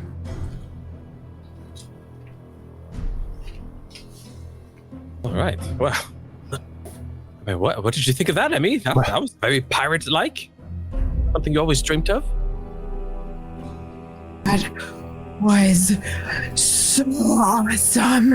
I've never been in a pirate bar fight before, and you read about them and you just think like maybe they're not really that fun in real life, but that one was definitely fun in real life. I mean, the first part kind of sucked, and I did break my glasses. Cooter can fix them when we get back when she's done with her nap. But that was so much fun, and I just really want to do it again. Can we do it again? I would like to not do that again. Yeah, if we could avoid it. I mean, we just got here already in a fight. Bucket liked it too. I think he shanked 3 pirates. That's very concerning. All right, let's quickly get to the shipwright before we get spotted running off. Taj just kept walking and like didn't entertain Emmy's excitement at all. Sad. For you, it's just another day. You're back home. The salt in the air, the bar fights, the sand everywhere. Home sweet home. No. Yep. Exactly. That's what she thinks, man.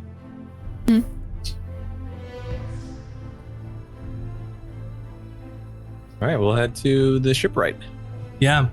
So you can make your way down there over to see Reginald Graves, sort of a older gentleman, very skilled, probably the best shipwright on the island. You sort of walk up to his little shanty there. You can see he has a large workshop full of tools. He's kind of placed by the water. He can kind of go through and either repair ships in place, or he's got a place on the dock where ships can kind of come in and he can repair it. Wearing like a leather apron. He's sort of whittling like a large piece of wood at this moment. And pretty much anyone that needs to repair their ship, refit their ship, commission a new ship be built usually goes through him. Have I just known about Reginald, or have I actually spoken to him before? You probably wouldn't have had an occasion to have to deal with him based on your status of previous ships, but everyone knows who Reginald is. Okay.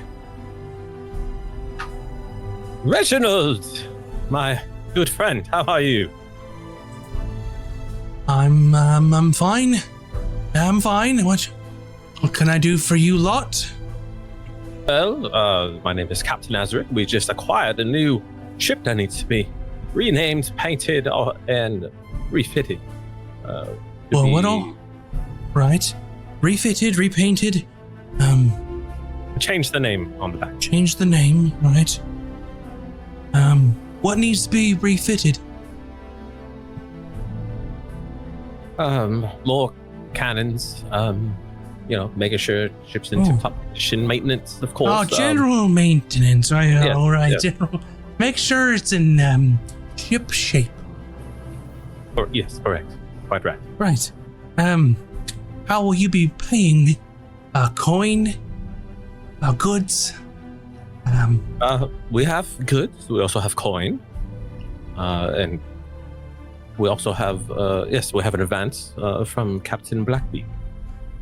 Oh, you're the ones that she said. Right.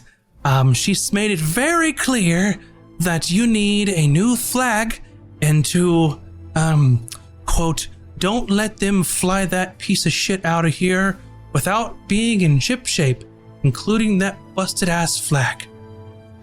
Yeah, yes. Right. All right. Well, got She's it. not talking about my flag, right? I'm gonna like whisper to Taj, like she didn't even see my designs yet, right? This. She's talking about the shirt that we used. Oh, right. Oh, okay. Shirt, yes. Okay, yeah, I was listening. I'm working really hard on them. Okay. All right. Yeah, so all of that stuff, Reginald, that'd be fabulous. All right. Got it. Well, just bring the. Well, look, I can come aboard. Those probably wouldn't be too bad. Just bring it in and into my shop, and I'll put it right up front, and we'll have it taken care of in a couple days, maybe a day, maybe. It depends. It depends. She said make it quick, so I'll get it done quick.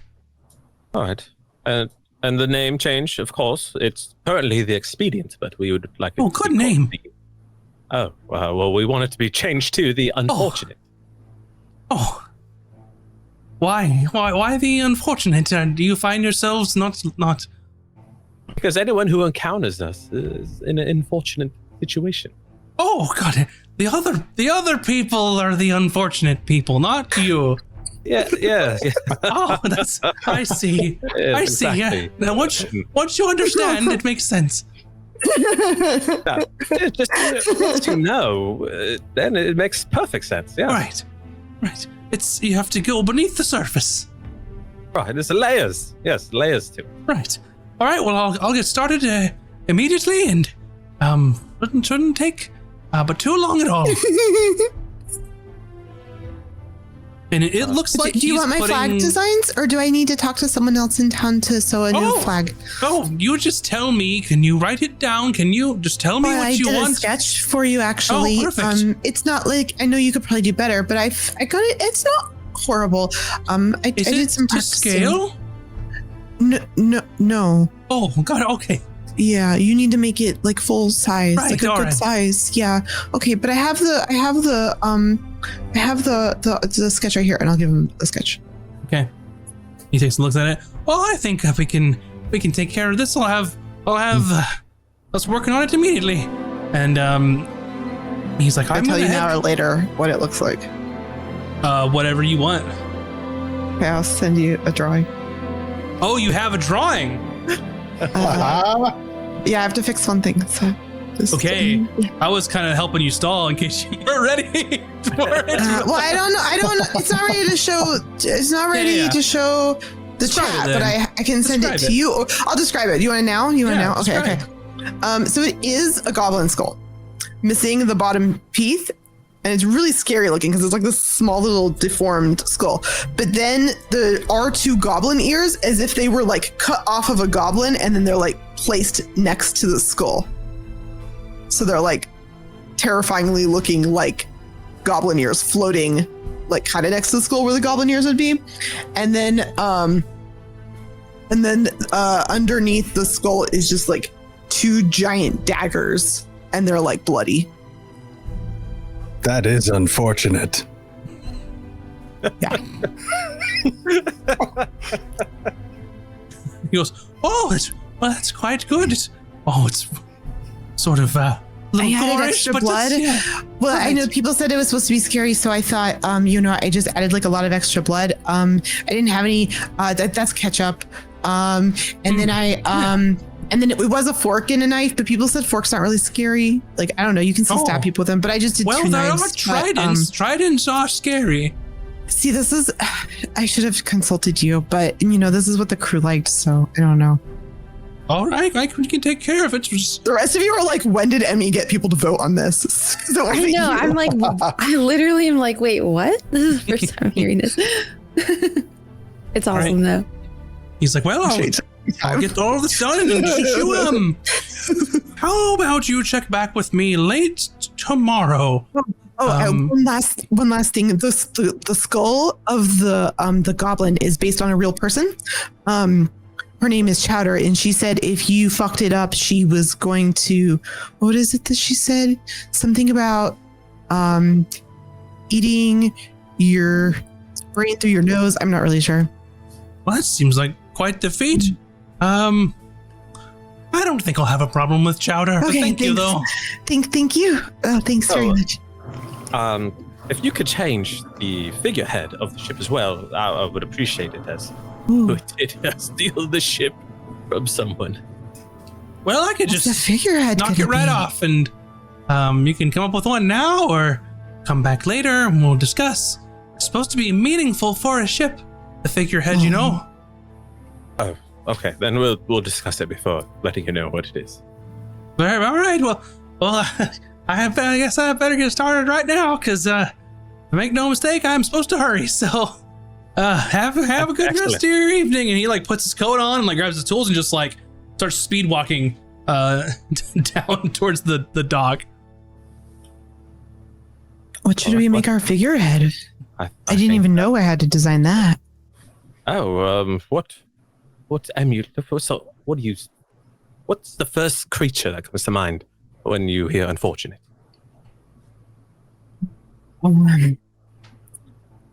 Unfortunate creature? Probably like those dogs with the really short legs. They're really unfortunate. I don't know how they do anything. That doesn't really strike fear if you saw that. Like unfortunate if you ran across it. Yes, yes. Oh, what did we fight? We fought giant snakes. That was pretty unfortunate. And then we fought those giant ogres. And then we fought that one creature that was like mushroomy. All of those, the pterodactyl-y things. Mm-hmm. You know, the sea serpent. Think about it. Probably not too bad, actually. Those sea serpents actually were pretty awful. And Very I terrifying. felt very unfortunate that day. I felt very, very unfortunate. Well, we did not have to decide today. Let's think about it. Maybe we have other people who are not here. Okay. All right, let's check out the Crimson Gale ship, huh? Oh, I don't have any wild shapes, so I can't sneak on there. But Bucket could do it. Is that okay? You really want to go get the map? We can also be invisible. That's a good point. That's what we told you we were going to do. Of course we're going to do it. What? Why would you agree to this? This is what you You wanted. seem really nice. And, And we all benefit. I need you to be honest with me. Is this a trap? Are you lying? Tell me now, because you do not want to be on the other side of my wrath. it's true. Oh, there's a treasure. There's a treasure map, and it definitely leads to something that will be treasure. Well, then it is decided. I really want to find treasure, like with a map. Yeah. Like We that's shook the most hands. piratey thing you can do, right? I really want to do it. Well then, what are we waiting for? We are burning the day.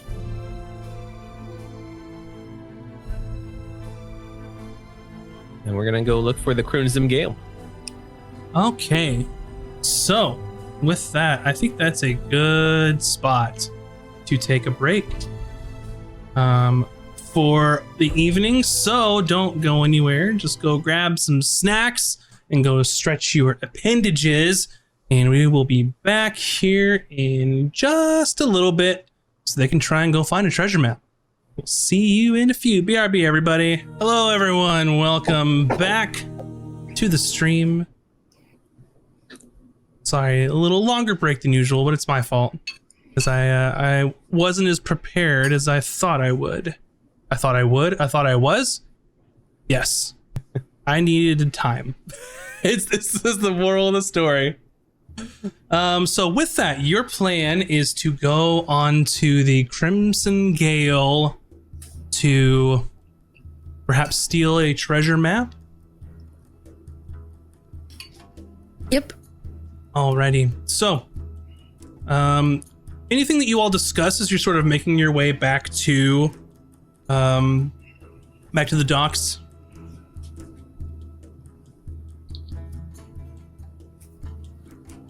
So tell us about your captain. Who is he? What does he do? The Captain Perrin. That guy. He's quite ruthless. He will tear anybody up. But he does have a hold on the ship there. I think he would be keeping the map where he keeps all of his valuables. I would suspect that's where it is. All right. And you said they're heavily guarded? Well, most of the crew was there at the bar that we just left at the Drunken Mermaid. I don't know who would be left on the ship. Maybe I don't think I saw Finnegan at the bar. Finnegan. And is Finnegan powerful person? Pushover? I mean, they're all kind of bullies. But I think we could take them. All right. I think we're going to... Stealth will be our priority. We don't want to get caught, of course. Yeah, We're really good at we should stealth. sneak on. Are we? Mhm.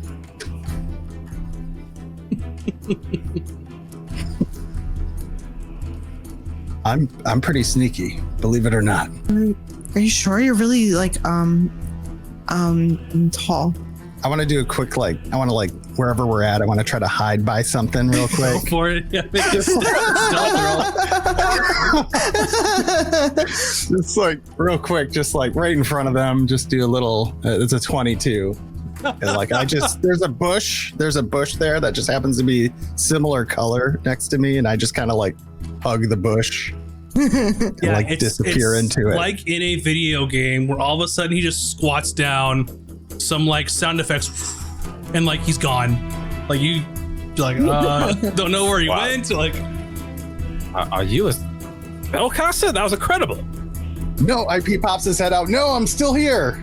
Wow, it's me, Gromke. I think we could do it. I think we could sneak on. Well, I mean, so Taj could turn you invisible too. So. Or I can turn myself invisible. Or herself, or me, or Bucket, or Azric. I mean, any of us could do it. You could do the cat thing. I can't do the cat thing right now. No? Oh. Unless you guys want to take a nap. Does anybody want to take a short nap? How short of a nap? Like an hour? Yeah. Maybe we could kind of scope out the ship while we're taking a little break. Yeah, I'll take a break and you guys scope it out and come up with a plan. How about that? And then I'll be ready to go. I could be a cat or whatever you think is. Yeah, that's fine. Yeah. Alrighty, so you know that you could find a place to relax for an hour, but you're gonna have to eventually go back the way you came through the docks, get a dinghy, and then go out to their boat. Would kind of be the order of operations. So you're more than welcome to, grab a little short rest if you'd like, because you're kind of on your timeline at the moment. Well, we do know that they're at the place now. True. Maybe we don't need cat form. Maybe How I'll do you just do that? How do I what? You could just be a cat. Yeah, I could just be a lot of animals sometimes. I'm like an alligator or like a bear or like a horse. Sometimes I'm a crab or like a snake. Bugbear? He gets he perks up a bit, just kind of I don't think so, but I could be a bug or a bear. Oh. But not at the same time. I see. No. That's still pretty neat. It's complicated. Yeah. Does I can be a bugbear? And then I change into a bugbear. That's true. Whoa. Oh, you make a really good looking bugbear, Tosh. Of course I do. And then I change back. Very convincing. Well, Azric, maybe we both make everybody invisible. Oh, yeah, absolutely. I believe we should. I could also cast Pass Without Trace if we wanted, because then we couldn't be tracked as easily. Ooh. Yeah, that sounds fantastic. Most of the crew is in the bar, so I mean, there's going to be people on the ship, but if we can be as stealthy as possible and use magic and become invisible, this should be the easiest job ever. Well, don't say that. Isn't that bad luck? Oh, does someone know how to pick locks or have thieves' tools or anything? This might be a problem.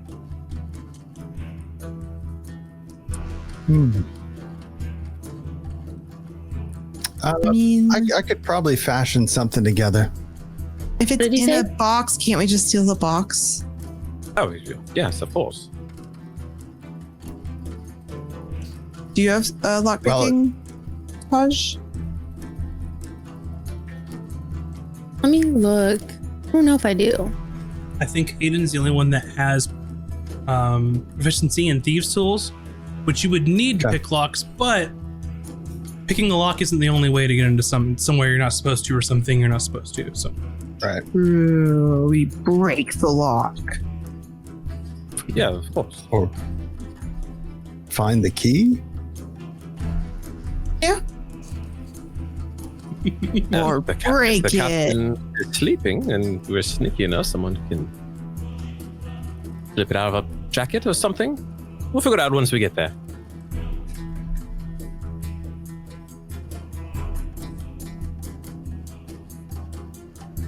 Worst case scenario, if it's in like a really big chest, we could just push it overboard, and then tomorrow we could find Hayden, and him and I could swim down and pick up the lock. But yeah, that works as well. Yeah. The important thing is we don't get caught. So Taj and I, we're going to change our appearance in case we do. Mm-hmm. And I suppose if he sees me, I could ask to join the crew again. I thought you wanted to live the pirate life. I do. It would be a lie.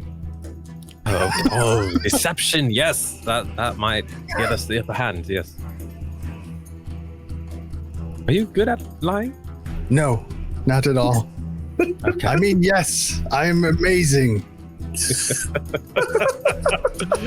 This is getting better and better as we discuss this plan. What's the worst that could happen? Maybe they will see how good we are and want to join our crew, and we will say no. And kick them off the boat. All right then. We'll just let's just take a short break and think about what our next steps are going to be. All right. You all can go find somewhere to take a short rest, probably away from the drunken mermaid, more than likely. So easy enough to get a short rest if you guys want to mark that on your sheets. Yeah, if we're all okay with that, then take it. And then after if we need. sort of some planning and deliberating, you come up with your idea of where to go, and you know that you have to go through the docks once again, which is very close to where the drunken mermaid is. So you're not sure who you would encounter on the way there. I'm going to turn into a bugbear. Okay. Reddish brown tones and jet black hair. Whoa. Since we did, I'm gonna try and do animal, but before I do, I'm gonna do Pass Without Trace, which lasts for an hour. Do we think that's good? Once we get closer to the ship. You want me to do it now? Okay. Okay. So it would keep anybody from like maybe noticing us like passing by, right? Oh, invisibility lasts an hour as well. Yeah, we should save all of that once we're at the ship. Yeah, we should do it together. Okay. Okay. So you are making your way down through the docks, and you're getting closer to the sort of area that you need to be. You're sort of passing around the drunken mermaid. You see some crew from the Crimson Gale sort of like nursing their wounds, laughing, and sort of hanging out. At least two of them are yelling at each other from across the way. And it's quite dark outside. This is what you currently see. And if you can't see anything, it's because you either don't Forgot to load Forge. No, it's because you either didn't load Forge or you don't have dark vision or anything. You might need some light or whatever, but it's up to you all how you want to handle this. But here's what you see currently. Forgot to load Forge. 1 second. And you can hit the little hand to hide your cursor. Oh. There we go. So, what we'll do is I'm basically going to let each of you all take a turn, and then we'll see what happens. Then you can take another turn and we'll see what happens. So we'll kind of do a loose-ish initiative. Or if you want to roll right now, go for it. Would you rather just roll it? Can you repeat how far we are? Around the like, corner. are we on the ship now, or are we like? No, you are on the dock. And the ship is docked. No, you have to get to a ship to go past the dock to get on the ship. So the ship isn't in the dock. It's they don't park them there. They park them out further. So the problem now is you see some people that were from that ship that are making their way to the dock, presumably to go back. So it's up to you all to decide how you want to deal with them, if at all. The people that are they're going back to their own, like, to the boat that we're trying to get on. Correct. Asvik, do you think that those people are trying to go back home? Most possibly, yes. Do we want to pretend to be one of them, or what do you want to do? Oh, we definitely have to take care of the situation. Yes. They're most likely going back to the ship to pass out. Right. All right, let me take a look. I'll disguise as someone else, so they probably won't have any. They won't have any questions. Sure. And I'll just go. You'll have to go to the left. There is a wall below you. This. Mm-hmm. All right. So should I be seeing anything on this page right now? Do you have dark vision? I should as a bug. Let me make sure that you. I think you should. I should. Make sure that you are on that character and you own them. Okay. Up. I'm doing this for ya. Thank There you. you go. Boom. You should see things.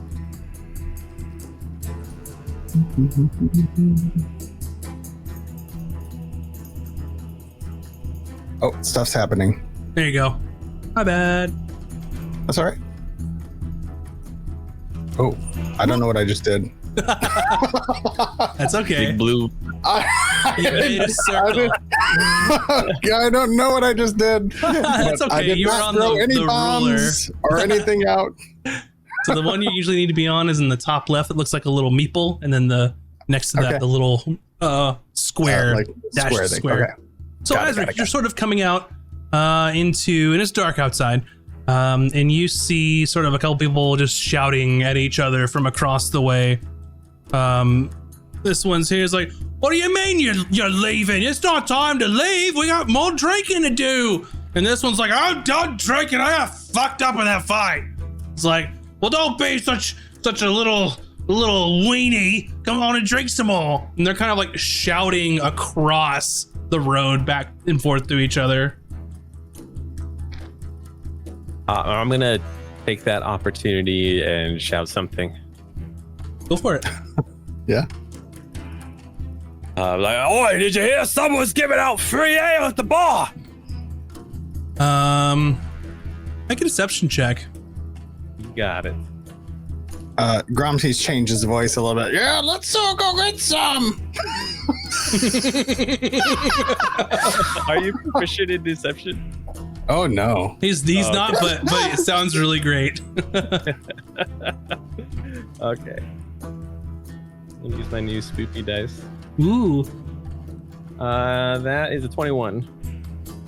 So this one here goes, "Hey, oh, great!" and just takes off down the street, headed towards the drunken mermaid. That was the guy who was gonna leave, or that's the guy who wanted to drink more? That's the guy who wanted to drink more. Oh, okay. I'm like, "Hey, what about you?" I said I'm done. That's in free ale. As in he rolled high enough with an insight. He's like, "I don't care."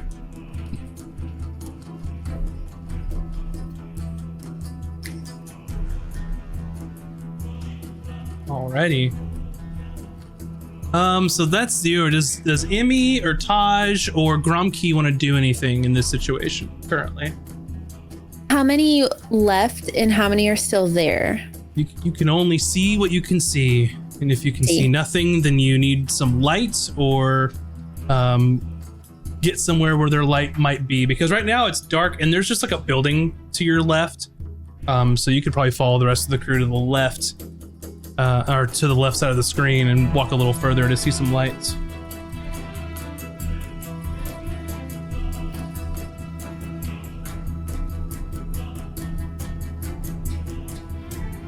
I'm gonna refresh because I'm like, am I only supposed to see this? So Yes, because it's dark and you don't have dark vision. So if you want to cast something, if you want to pull out a torch, you can, and you'll illuminate the area, but it might hinder some of your sneaking efforts. And I don't want to do that. So, does Azric have dark vision? He does. Yes. I'm gonna hold on to him as he walks. Sure. Like a daisy Put chain. you all right there.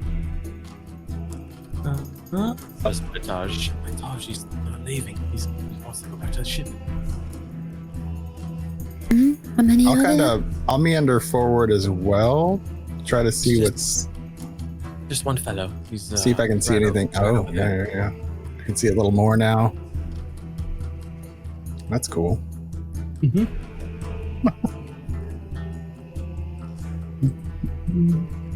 Alrighty.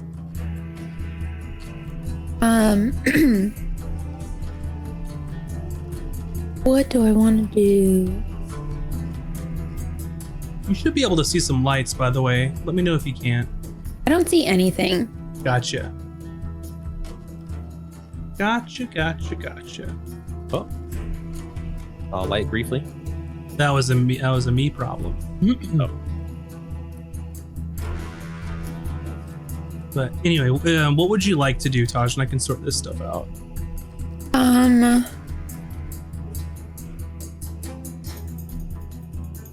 He doesn't want to drink anymore. No, he passed that check. So I like thinking that the check worked when someone yelled that I'm going to try and like persuade him to go to like a ladies' night situation. sure. Free beer, free brothels. Like, wait, what? Yeah. Yeah. In like a siren song almost, you know. Sure.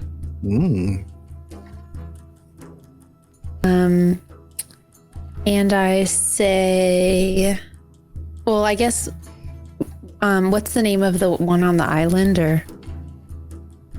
I mean, it's the Drunken Mermaid, all the same place. It's quite a large establishment. Okay. I mimic his friend's voice because I can do that, and say, whatchamacallit? I heard him say his name, right? No. Oh. They're just yelling at each other across the street. I'll just be like, hey, Lot, they have free broads or whatever.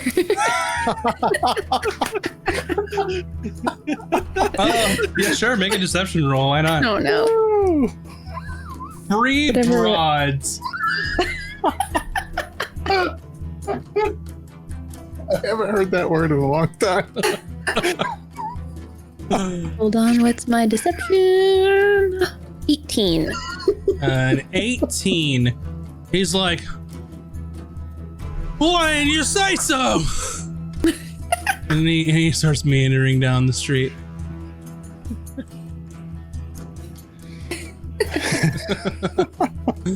All right, so go ahead. Oh, and then I look at Azric and I'm like, that's just keep him for a little bit. But not for long. Well, once he finds out they're not free, but we should hurry up.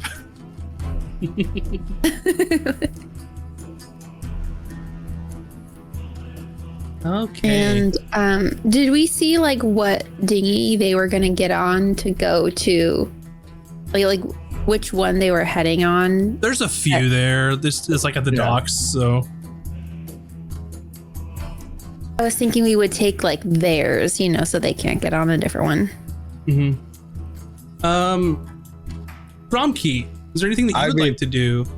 I'm just trying to see if would I be able to like. Well, I only know the two from barking at each other. So let's see. I guess I'd want to just like I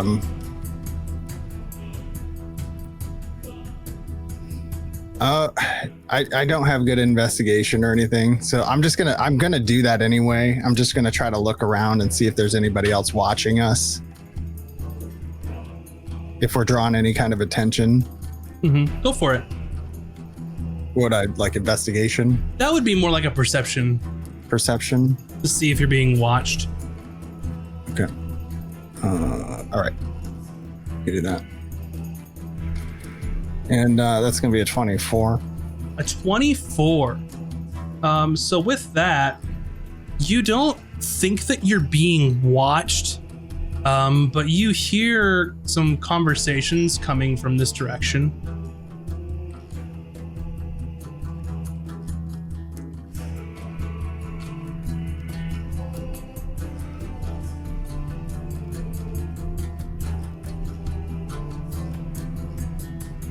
I didn't see anything, but I believe you. To the west. It's a little to the west. Okay. Yeah, sure. Oh, I saw something there. Yeah, that direction. Okay. All right, some sounds up there. People talking. Yeah. All right. I just informed my group in my soft tone. There's folks up ahead. Okay. Perfect.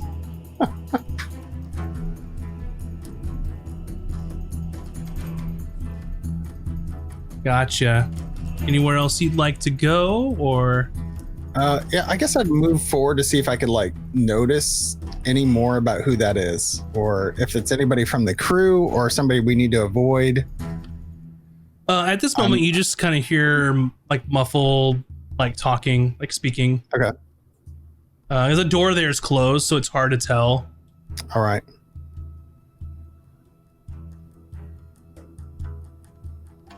I think we should try to move forward. Agreed.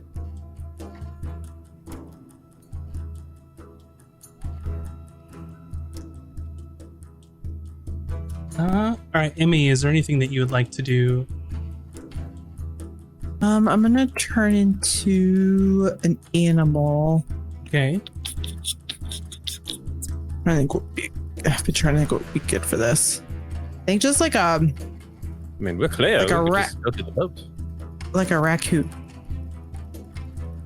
Nice. I want something that can like use its little hands. I'm about it. Sure. So I'm gonna go trash panda mode, and I'm gonna move to.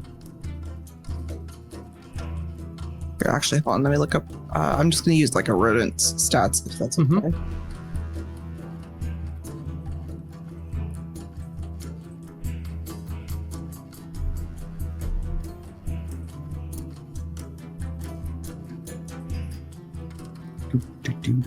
I'm digging this music right now. Right? Really good. Max has the best tunes. Yeah.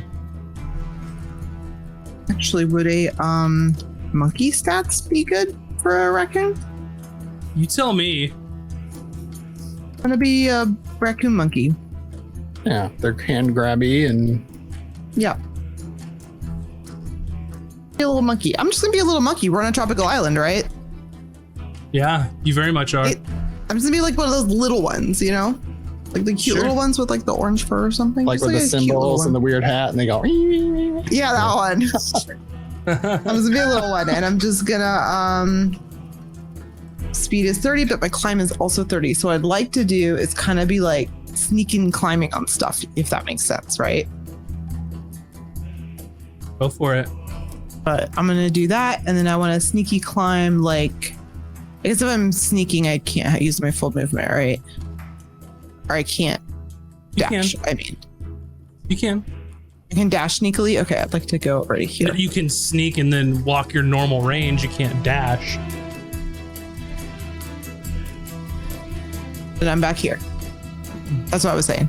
So from this area, do we know like where the dinghies are? Is it the south area or just like down to the left? You see the shipwrecked ship, and then just over there is a spot for there's probably a dinghy. I think all of you have, acted so far. So now on this sort of turn, you can see this gentleman sort of just talking at this person. Well, I don't want to go back to the ship now because, well, we got a lot to carry. Come on, little token. You can do it. There you go. And you see this person wearing like some fine robes. He's like, well, I tend to agree as we have a lot to, well, put away. And they have like hands full of like shit they just stolen from this place. They stole it from the island? Yeah, they just went in here and like grabbed some shit. Do you allowed to steal things on Pirate Island? I feel like that's a no-no. I mean, yes, I know that's what we're doing. I understand, but yeah. You just do whatever you want. There's no killing rules allowed. Against that. Just no killing. Did you make raccoon noises to Ezric? No. I thought I misunderstood something. I heard the rules and I didn't. Yeah. You did. Emmy's really chatting it up. I have no idea what she's saying. What noises do raccoons make when they're trying to? I'm not a raccoon. I'm a raccoon monkey. So I'm a lemur.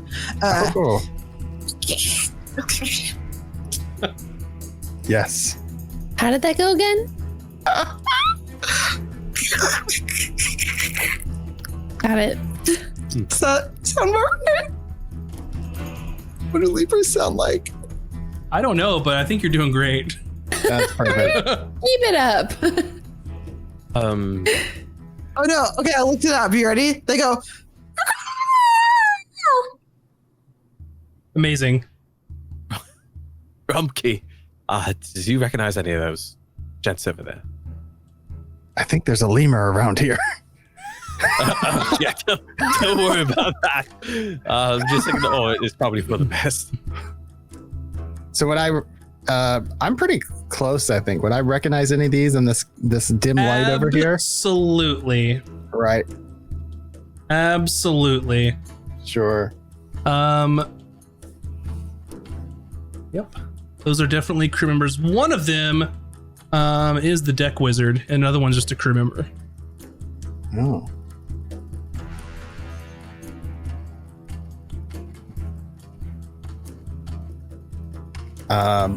Would y'all like to do? Just anyone can go in any order, not like in a real initiative just yet. I want to climb along this roofy thing here. Like, I want to climb along the roof here. Can I do that? Which roof? Like whatever this structure. You'll have to be descriptive because I don't know what this is. Oh, it's because I can't move my token there. Let's see. Hold on. Up.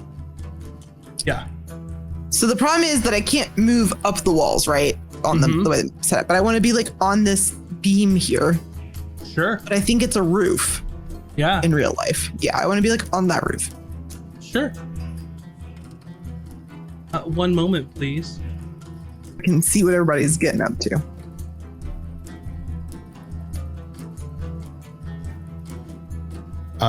Gromke just mumbles, kind of like quietly behind, turns his head back and just said, "Crimson Gale crew," and just kind of. So I'm imagine they can see as well from there. Well, yeah, they're just kind of in conversation, like trying to, see what's going on. We'll put you here. There you go, Emmy. You're on the roof. Thanks.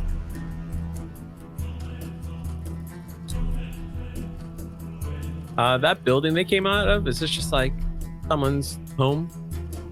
It's just like a shop. They just like grab some stuff like food and like little trinkets. It's like they didn't even plan to like go rob someplace. They were just like, ooh, look, and like stumbled in and like grabbed some shit. Okay. Smash and grab. People be more careful of their stuff on this island. We aren't in initiative, right? Nope. Y'all can act like do whatever you want for a turn, and then they'll do stuff. Okay. And it's Adric's turn? Whoever. Yeah, anyone. I will shift into one of the people that like is a friend or like and someone who's not me that I've seen that's From a boy. their crew. Sure. Mm-hmm. And I like just straight up like walk over to them and I'm like, did you lads hear free broads? Make a persuasion with disadvantage.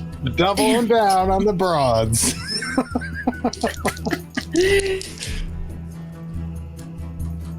Yo, okay, double 15 dice and it's persuasion. Hold on, see what I add. 19 double, so they're both 15, so 19. Alrighty. So the orc here says, "Oh, free bros, yeah," and he like gives the rest of the stuff he's taken to the wizard, and kind of he kind of goes off.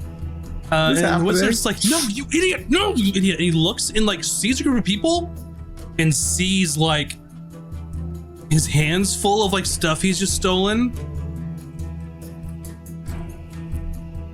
And then we'll leave it at that for now. Azric and or Gromke, what would you do? I'm just gonna walk on over to the dinghy and ignore this. Or actually, you know what? Yeah, I'm gonna move 10 feet over. I'm like, oi! That guy just stole a bunch of stuff! Oh, we're This calling one? them out. Okay. All right. Yeah, sure, yeah, make a persuasion roll. Alright.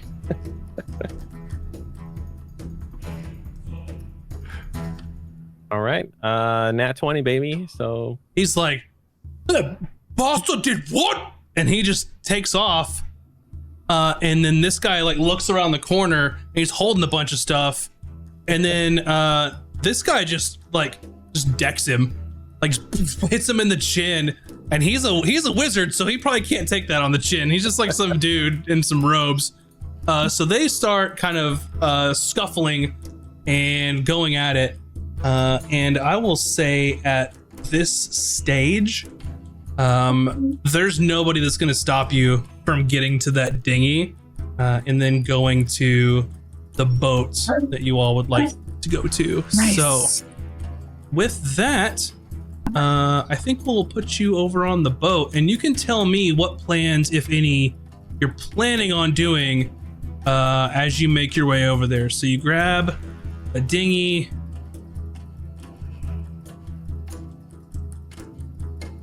And you're on your way. What do you do? Any plans before you make your way over? yeah, once we get pretty close, I'm gonna, after Emmy casts her Pass Without Trace spell, I'm gonna twin spell invisibility us. I'll twin spell my invisibility too. Like we all do it at the same Alright. time. So that way Pass without. Yeah. Wow. An unmanned Very dinghy. nice. Go to the Crimson Gale. I was like, So, Gromsky, we were gonna be invisible, so you can't see us. But Oh, let's just all, So I'm not alone. we're all holding hands until we get on the ship, okay? But you need to know that as soon as you hit somebody or cast a spell, you're no longer invisible. Good to know. But they can still hear us, but they just can't see it. I will never hit it. Can I be invisible forever? Just an hour. Just 1 hour.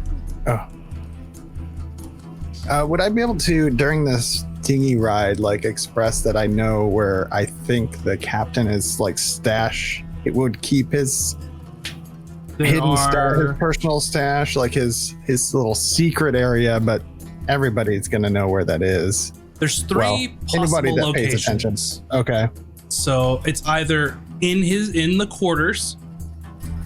It's going to be in the armory or in the secret stash in the hold. So you have several options. Okay. I would be like relaying the places that the captain would be keeping his goods to the crew here.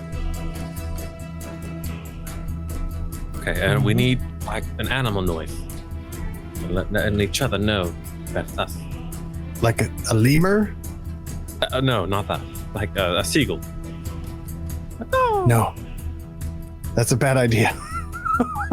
Right, everyone hates seagulls. Ah, damn it. A seal. I don't know. What does that sound like? Oh, is that that cool sound people can do with their hands? I can't do it though. Like boo boo boo boo.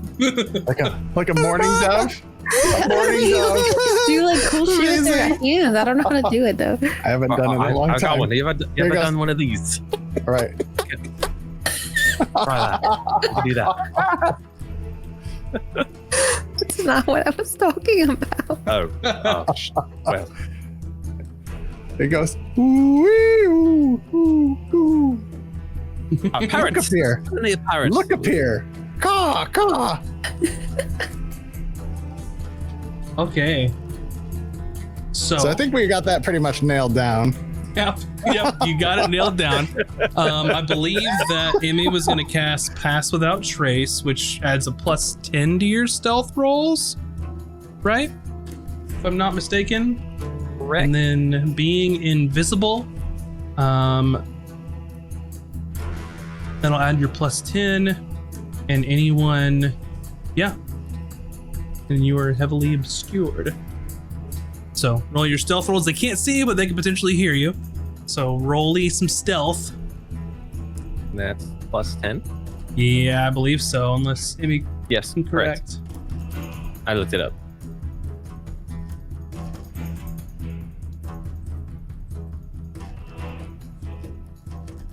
Okay, all right, that's good. That +10 plus numbers 31. Okay. What about Taj and Gromke and Emmy? Or what was it again? I'm sorry. Stealth. +10. +10. Mm-hmm. What are we rolling? Stealth. 17. Mm-hmm.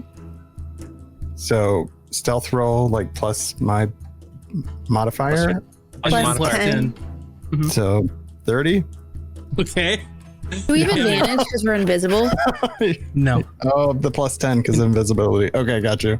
Or no, it's because of 22. Pass Without a Trace.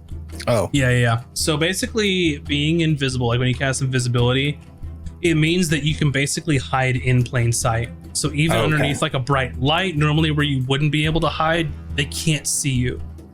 So if it only relied on sight, that would be fine. You could just walk all through here and they wouldn't even know.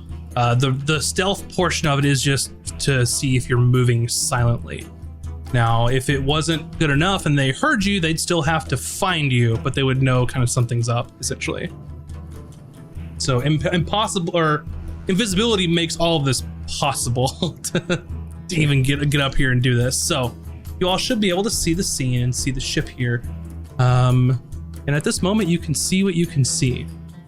And I will say, there are multiple decks here. I'm trying some new stuff out. So you can go up and down multiple decks. Just let me know and I'll try and help you all with that. But basically, as of now, you can see sort of the top decks here and here. There's the below deck there. And then WASD? Yeah, WASD is what I would recommend for this, just so we don't break anything. But we are going to put you all in initiative this time for sure. So. Oh, okay. Rolling for initiative. Thought I was going to sneeze, but it didn't happen. Oops. I have a 4. All right, I will get to you in a moment. Okay, so Azric said he had a 4. What about Taj? I also have a 4. Alrighty, Taj has a 4. What about Emmy? 12. 12. Gromkey. 12. 12. Oh my gosh. Amazing. Amazing. Okay. What? And then I'm gonna do some rolls in a second.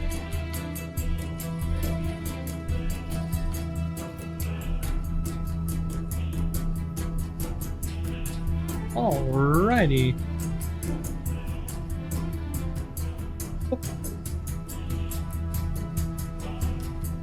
So up first is going to be this sort of crew member here. And they are going to sort of walk around. They're going to patrol.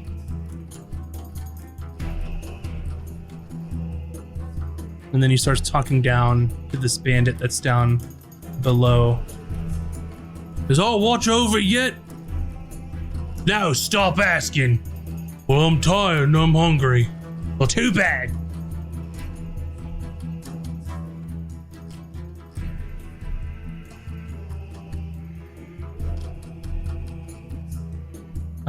Okay. And then Gromkey, what do you do? Okay. So did we decide like out of the 3 places on their little raft ride what way we're gonna try to go look first, or we're just here? So you know uniquely, since you've been on said ship, that the ways down to the next deck below are these 2 ladders. And then once you get down below, the sort of captain, first officer's quarters is underneath in this direction. If you go a deck below, the armory is on this side of the ship. And then coincidentally, if you go even further, that down at the very bottom of the hold, the captain has something stashed away. So there's at least a few decks.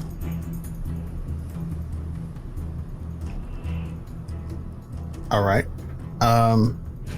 So either way, we need to go. Everything is going down the first way. So I'm gonna make that first move down. So I don't. Where'd you say How the far can ladders you were? move? Just kind of 30, I think. Yeah, so 5, I think I'm 30. 15, 20, 25, 30. So you can make it just there. Okay. And you can see those 2 talking. Okay. So you could... Yeah, So, so you're still wanting to hide, I'm assuming, so you don't want to necessarily sprint down the ladder, but... So before I left, like just kind of whispered down the ladder. I don't know how you're gonna find me, but we gotta go down and under the dock, under the next level. And to be clear, it's the 2nd level that the thing is on. Well, there's 3 places it could be. It's in either in his quarters, in the armory, or his secret stash. And each one is progressively further down, sort of thing. Why don't we try to separate and see who can find what?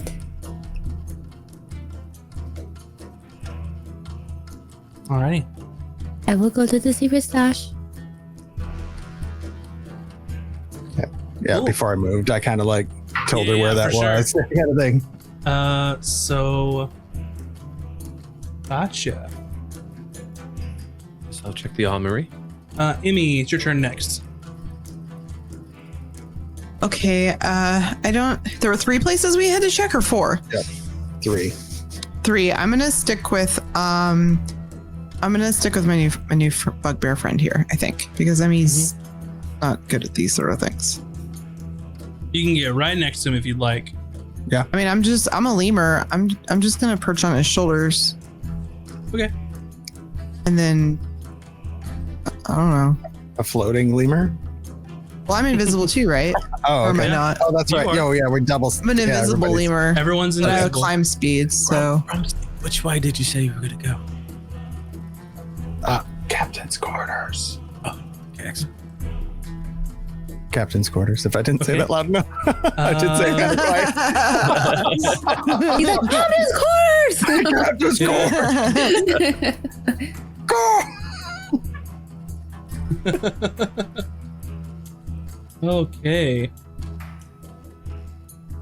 Up next is this bandit. He's sort of just meandering around, sort of patrolling underneath. Taj. I just saw a thing on my screen that says your turn. And I'm like, that's new. Yeah. Yep. Nice. I'm going to, I guess, climb up the ship, get aboard, and go to the secret. Yep. Stash, You're right, all where I can- aboard. Yep. Yeah, we're on. Yeah, we made it on the side. Yeah. Yeah, so, like, I guess I'm gonna, like, try and find a way into the ship to get down. Yep. You Or would if be, there's, like, a porthole from, like, where we were on the dinghy, to, like, squeeze into or something like that. You could try to squeeze in through one of the cannon ports. You could climb down the ladder with the rest of them. You could try and jump off the deck, and go down to the lower area, whichever one you'd like to try. And, like, if I went, like, the normal way, is, like, would they see me go, like, open a hatch or invisible. something, or what? You would see a hatch opening, but you're invisible, so they might see it depending on if you're quiet or not. But I will try and go through a cannon thing sure. or something. Because why not? Yeah, I will have you make. I'm gonna say at this point an athletics check of trying to climb up or down the side of the ship and like get in through like this hole. Okay, I'm gonna use my inspiration. Go for it. Good call. I didn't even fucking need it. I rolled a 20, but my athletics is -1, so 19. That's why I Okay. used it, because it was -1. So you are down below. And it seems kind of dark, other than this gentleman here holding a torch. So let me get him a torch.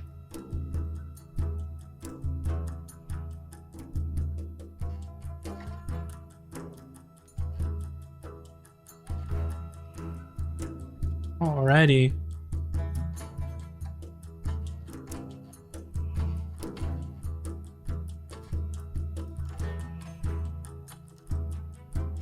And then do I have any more movement, or I'm good? Yeah, you could probably move some more if you'd like. I'll like step in to like kind of look around, and then I'd assume this is like the armory level, right? Like I need to go a level down. Yeah, this is definitely not the armory level. Oh, it's not the armory level. Okay. I'm Yeah, looking for armory like the level's a little bit secret, lower. the secret level. Sure. You think that just so happened where you climbed in, there's a hatch right here. Let's fucking go. So yeah, the guard is currently standing there, so you can try and open it up slowly, which I'll ask for another stealth roll there. His back is turned. He's just walking. He was walking in that direction. Like towards me or Yeah, he away was from me. patrolling. Yeah. I will wait until my next turn to I bet, or if you allow it this turn. Like I'm basically like I'm watching his movement and I'm waiting for him to like not be facing me. Like if he's like doing back and forth motion, like video game baddies, you know, like I'm waiting for him to turn. Yeah. So you could hold your action until he's sort of out of view, if you'd like to do that. Yeah, I'll do that. Gotcha. Okay. So up next is going to be Azric.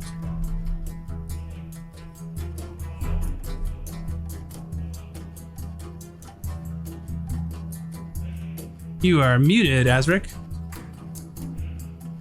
Oh, sorry. I had a dog barking. I will head down to the armory. Gotcha. So you're gonna go along with Taj? Yeah.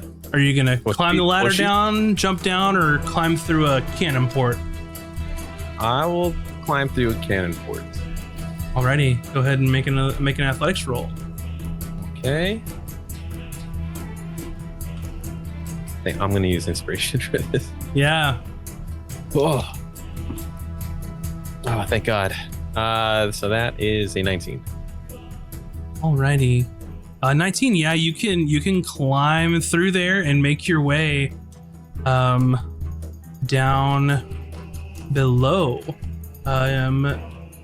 So the cannon port that you climb through, I just put the one that was next to your character, by the way, if you're cool with that. Yep, so you're climbing through, and there's no cannon here. It's just like an open port. And you kind of see why. You are in basically like a living quarters, and there's someone in the bed asleep in front of you. Oh.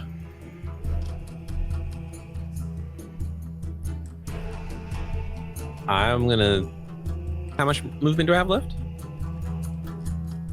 I'll say you have like 10 feet. Okay. Actually, I'm gonna put my ears against the wall to see if anyone's walking the corridor. I got a perception roll. Okay. Ooh, nat 20 again, baby. You definitely hear someone is patrolling this way. Okay. I will wait for them to be walking away and then leave the room. Oh, that's got next turn then. That's fine. Alrighty.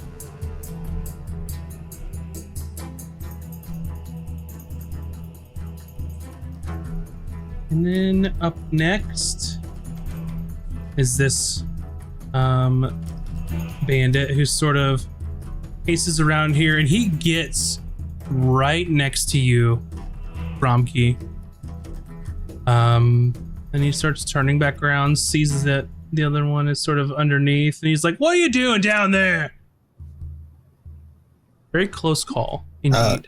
Cromkey let out a little stress fart when that happened. just a little squeak, just a little. And Gromkey, it is your turn. All right, I'm gonna move down toward the captain's quarters. I don't know how to move down. Gotcha. Okay. So you should be underneath, and that was 15 feet of movement. You know the captain's quarters is right here. You can see that there's light over here that would suggest that someone's patrolling.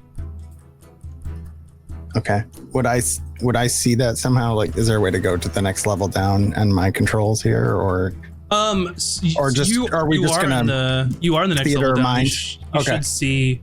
There's like a door here, maybe. Oh, yeah. I see it now. You're down below. Okay, got it. Okay, so I made the movement I could, and I'm just gonna, You got keep it quiet, 10 more keep it feet. safe here. So ahead is the captain's quarters door. Is this quarters closed? The door is closed. Okay.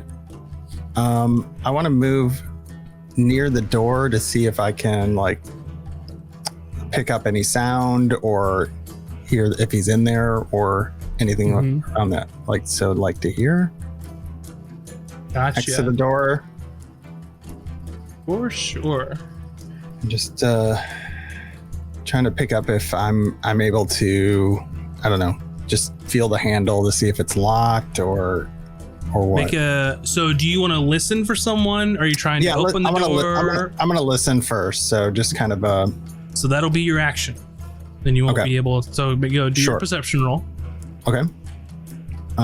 So all right, perception. That's gonna be a 9. Gotcha. Yeah, you don't hear anything shuffling inside or anything like that.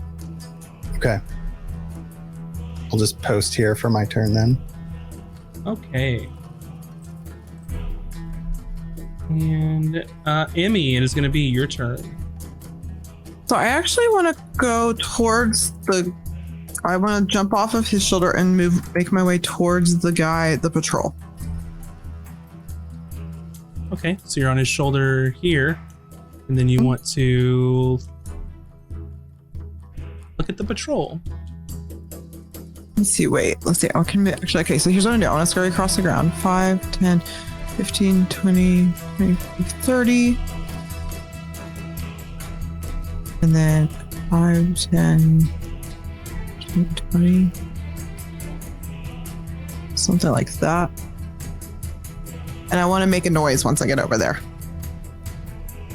Yep, you actually went up the ladder, so it puts you up higher. Oh, no. That's okay. So you're right you here. move me. Yeah, I just want to go the opposite direction from like where my friends are and make a noise to get the guards' attention. Sure. What are you going to do to make a noise? Something that is clearly like an animal noise, like an animal. Like I want to audibly have my little scurrying footprints happen, you know, like I didn't stealth. I was just like, so he's like, oh God, there's a rat or something, you know? Gotcha. Okay, we'll see what he does. Anything else you want to do on your turn? These guys chasing an invisible rodent across their boat is the goal. No, that's the turn. I kind of want to be like on just a place where he couldn't like walk into me, but it's because of the way D&D works, right? Like because of the turn thing. So, but my goal is not to be somewhere where he could just bump into me. Yeah. So he's like, what the hell? And he's sort of walking in this direction, looking around and looking under the ladder, on the cannons. And you've got him distracted for the moment. Sweet. Taj. Did he do the thing where you turned around? So you could do what you were gonna do there. Yeah, I'm gonna go stealth. Make a stealth roll. Oh dear. Do I get plus 10 because of pass without a trace? You do. How about I knew that last time?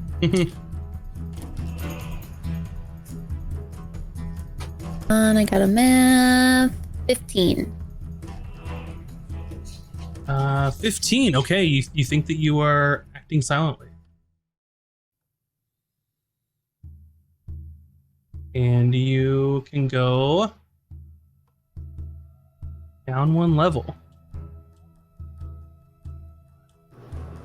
You find yourself in a little room. Is this the secret stash I think that I'm looking for? No. This is not. This is, so if you're trying to go to the hold, it's probably the bottom level. I see. Do I find another hatch or something, or another way to get down from where I currently am? From where you currently are, you do not see a way down. You see a door to your right, it looks like. Is there... And as well to the left, there's a door. So one right next to you, and then one right here.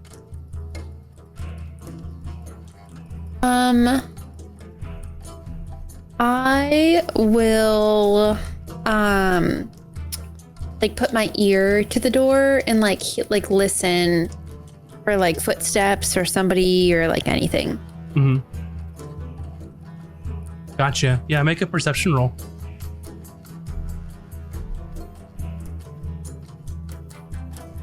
Hold on. 11. 11. You don't hear anything currently. Can I do it for the other door too, or would that be another It'd be turn? Total. It's total. Yeah. I pick the door on the left. Sure. So you can kind of go this way and open it. You see that there's someone there sleeping and snoring. I slowly close that door. Okay. You see a heavily sort of reinforced door there, which is probably the armory. Oh, okay. Not the door I'm looking for. Not the door you're looking for, but a door that you all are looking for. Yeah. That makes sense. I will not attempt to go to that door because I knew that Azric was going to it. So I will like make my way to the other door. Mm-hmm. Got it. Slowly open it. You're gonna leave the other one open too, or close it? No, I'm gonna close it. Okay, so you close that one and you open this one. Anything like people or you don't see any people in this area. I will continue to like tiptoe quietly and like close this door behind me as well. Get about that far on your turn. Don't see any hatches, but there's a door down here and there's a door over here. Okay. Alrighty.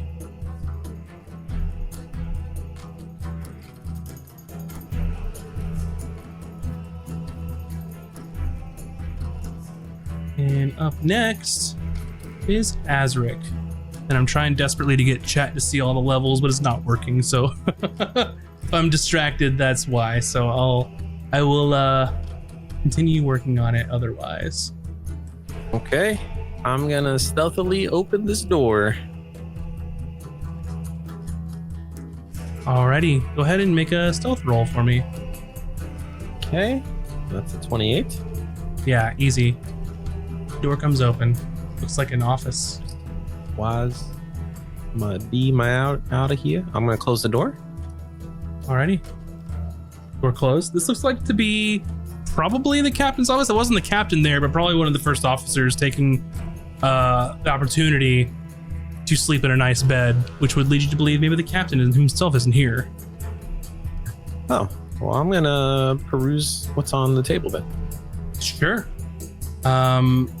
At this point, you can see that there's just papers kind of strewn about, and you don't see anything just out in the open. But next turn, you could probably spend some action to kind of look and figure out what you're trying to do here, because the desk inside's definitely locked. Got it. And that's if that's all I can do, then that is all. Gotcha. Okay.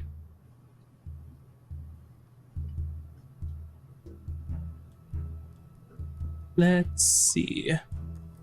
Up next is going to be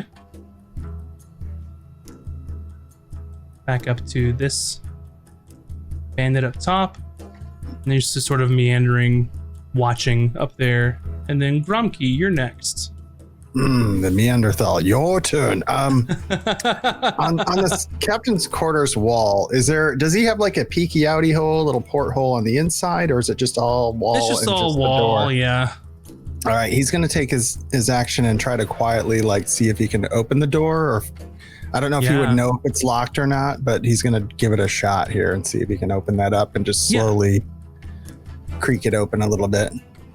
Yeah, are you trying to be stealthy? Yeah, little stealth roll, I suppose. Make your stealth roll. Sure. The captain usually keeps the door locked, but it's unlocked for some reason. Oh. Well, you're not sure why, but Azric probably knows why. That's an 11. Yeah, so makes a creaky noise. Azric, you see a door open and you look and see the light coming through, but you don't see anyone yet. What else would you like to do, Gromke? I guess if I can kind of like stealth my way in, I'm gonna try to take that opportunity. Yeah, sure, go for it. You can creep right on there in the office. Okay. Yeah. And yeah, there's the desk full of papers. And if you're wanting to like try and search the desk or try and find a way to open it, that's another turn probably. Yeah. Okay. I'm just kind of perusing the desk to see if I could discern that it might be there, but I would have to check that first. So in the next round. Yeah. Emmy. So there's another guard up top, right? There's one up top, right above where you are. I want to lead this guy up to the deck. Okay, sure. So I'm gonna like climb the ladder quietly and then get like to the top of the ladder and like make a little like noise. Sure. Like the rat's laughing at him. Okay. Yeah, and you can try and you can do that and see what happens there. Okay. I should have enough movement to move again once I'm up there. I don't know. Yeah. I just can't. It didn't move me to the deck this time, so I don't know. I'm sorry. Here you go. Okay. So I'm gonna go up to the top, pause, and be like, and then I'm gonna climb up this a little bit. Alrighty. And I'm hoping that other guy heard me too. Yeah, you'll see. So you're trying to make a deliberate distraction there. Yeah, I'm deliberately getting these guys to chase me if possible. That's the goal. Okay. Oh, it's gonna stay there every time, isn't it? And then the bandit, it's their turn. They are going to like, what the hell is that? And sort of make their way up. And he comes around and he's like, are you hearing this shit? And the one's like, what do you mean? And then they sort of get into an argument here about why one's not watching and the other is, and that kind of stuff. So yeah, it's pretty common. Taj. Hearing commotion that way, I'm gonna not go that way and check that other door that you had said was there. Well, I'm gonna put my ear to it if I hear anything. Gotcha.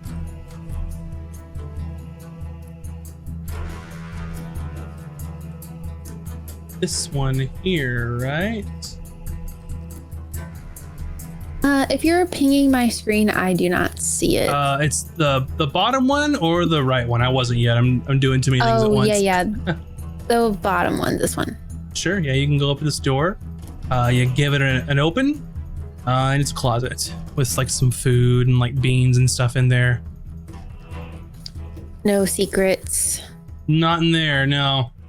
All right, then I'll put my ear to the other door and Gotcha. Yeah, go ahead and make a perception roll for this one.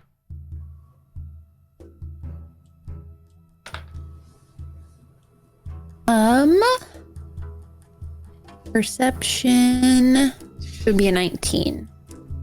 19. Yeah, you can hear someone in there sort of milling about and like you're not sure like what it sounds like, if it's like utensils or tools, but there's definitely someone in there that's awake.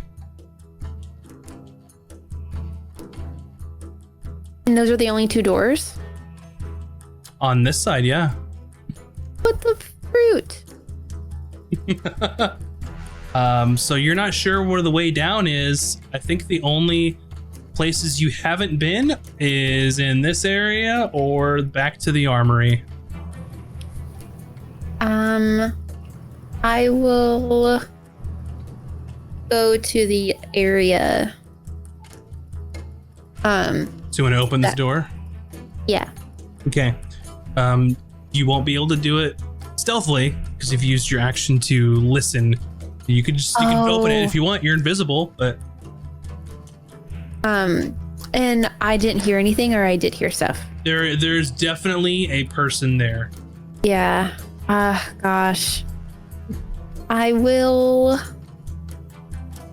Wait a second. Actually, never mind. I can't do that. Damn it. I'm just gonna wait till my next turn, I think, to try and do it stealthily and like slip in. Yeah. Sounds good. Okay.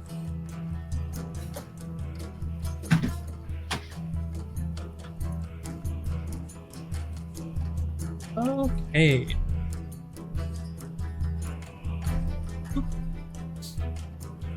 Having a hard time with technology today, so bear with me. Nope. I see stuff happening and I like it. Yeah. Having a tough time with technology today, but you know what? That's okay.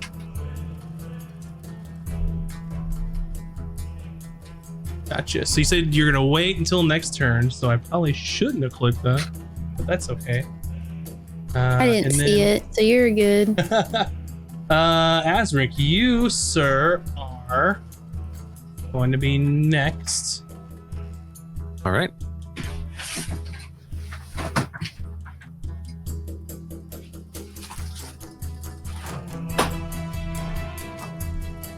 There you go. What would you like to do? Seeing that the door opened and no one came in, I'm just gonna be like, caw. Who's there?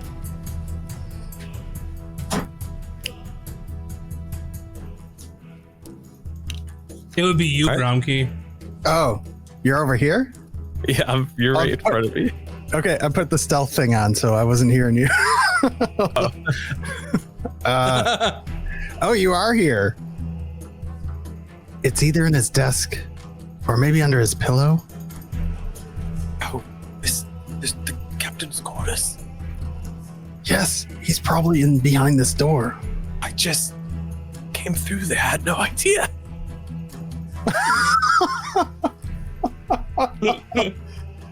Was someone sleeping in there?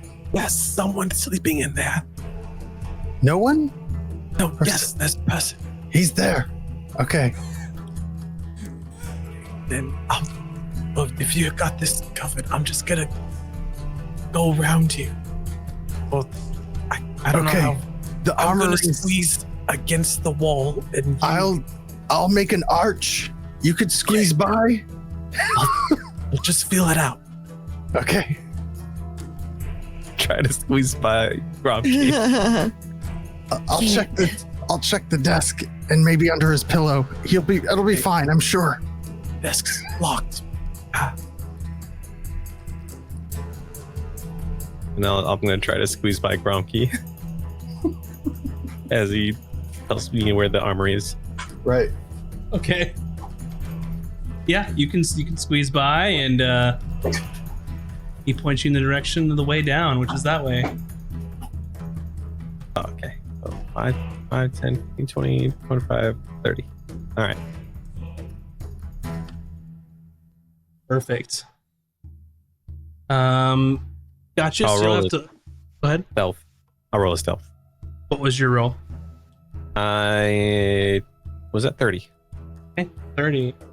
Up next are these bandits are sort of shouting at each other, talking about why he isn't back where he was. Well, he thought he heard something.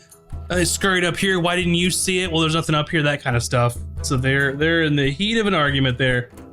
And then back to Gromkey. Right away. Okay. Here we go.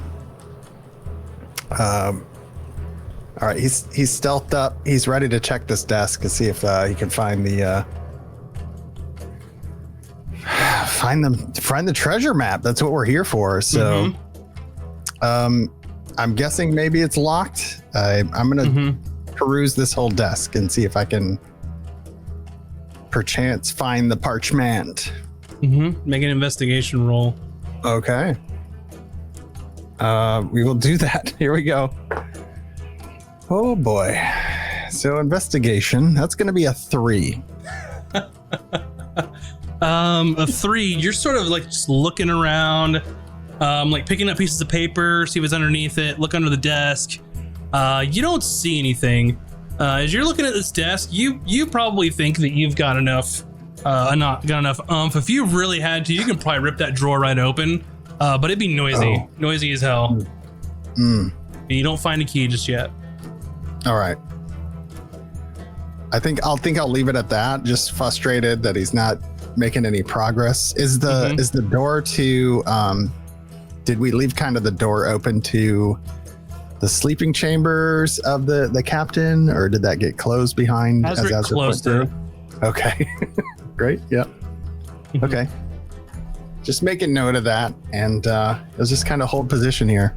Okay. Emmy.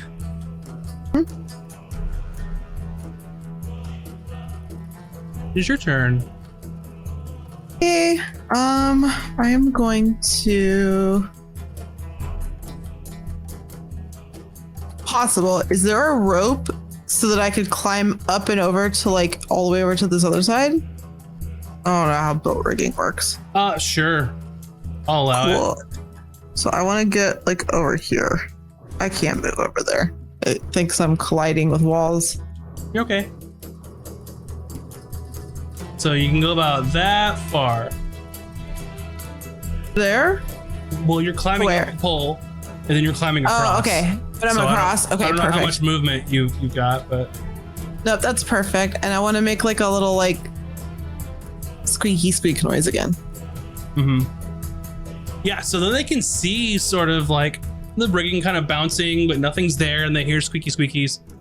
We'll see what they do. So this bandit is gonna try and climb up. So he's gonna get up to the top here, and sort of make his way up. See if he can see you. Does he have night vision? No. He I doesn't think have... the area where I am is dark because it doesn't have the lights. He's just climbing, is what he's doing. So he's like looking around. I was just making sure he couldn't see like there's a rope with weight on it, but nothing on it. I don't know. I mean, you saw it moving and heard the noises, so. Yeah. Okay. Taj. I wanna if I listen to the door again, is that an action? Yes. Or like opening the door stealthily is an action? Stealth is the action. You can open a door whenever you want, but if you're listening, that's going to be an action. Okay. I will stealthily open the door. All right, make a stealth roll. These dice are in jail, I've decided, so let me find a different one.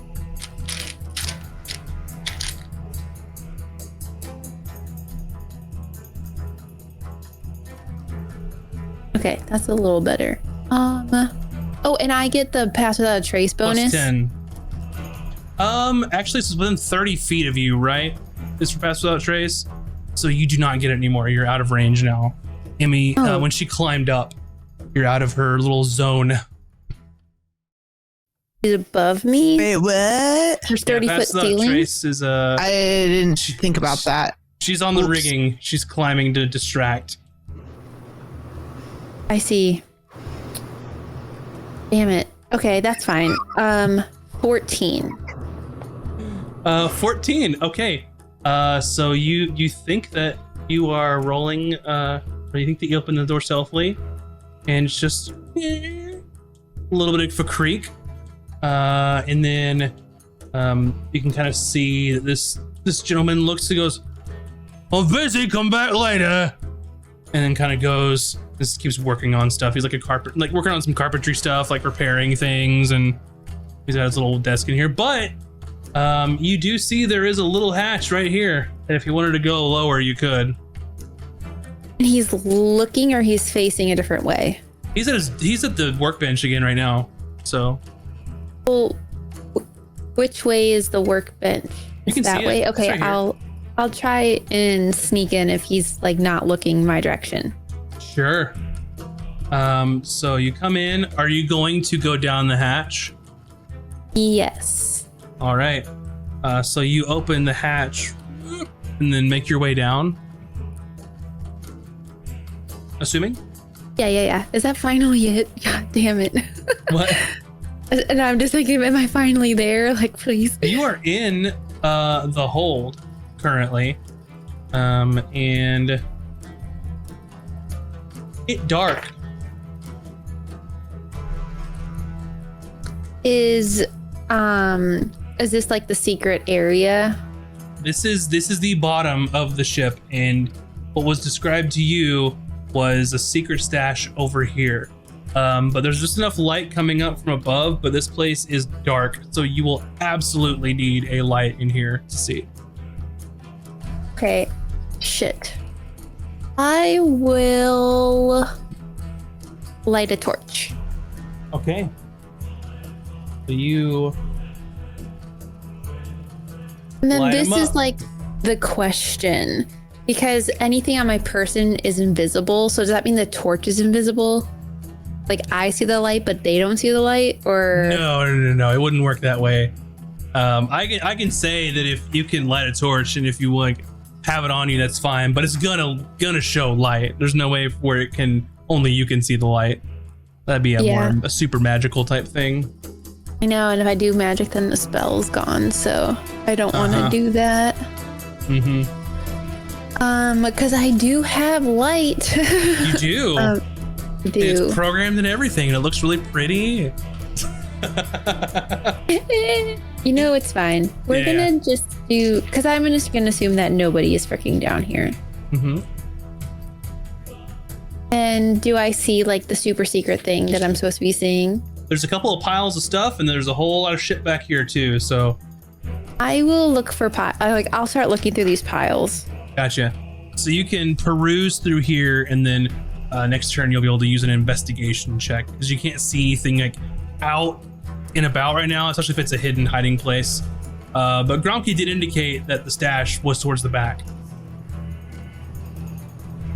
Towards the back. Okay, yeah. Then I'll like, if I have any movement left, I'll just make my way towards the back. Sure.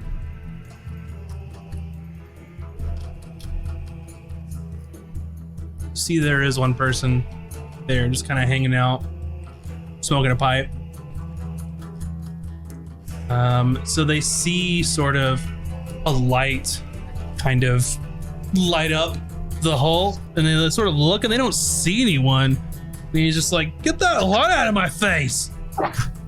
And then, Azric, your turn. We'll come back to that in a moment. All right, I'll go down the hatch.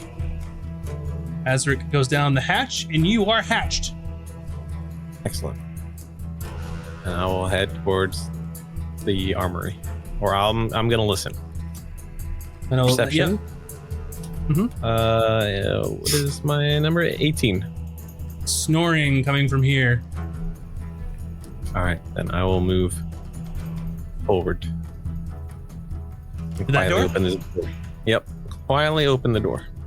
Gotcha. So you can't stealthily. You just have to open it or wait because it's an action. I'll open it. Okay. Door opens.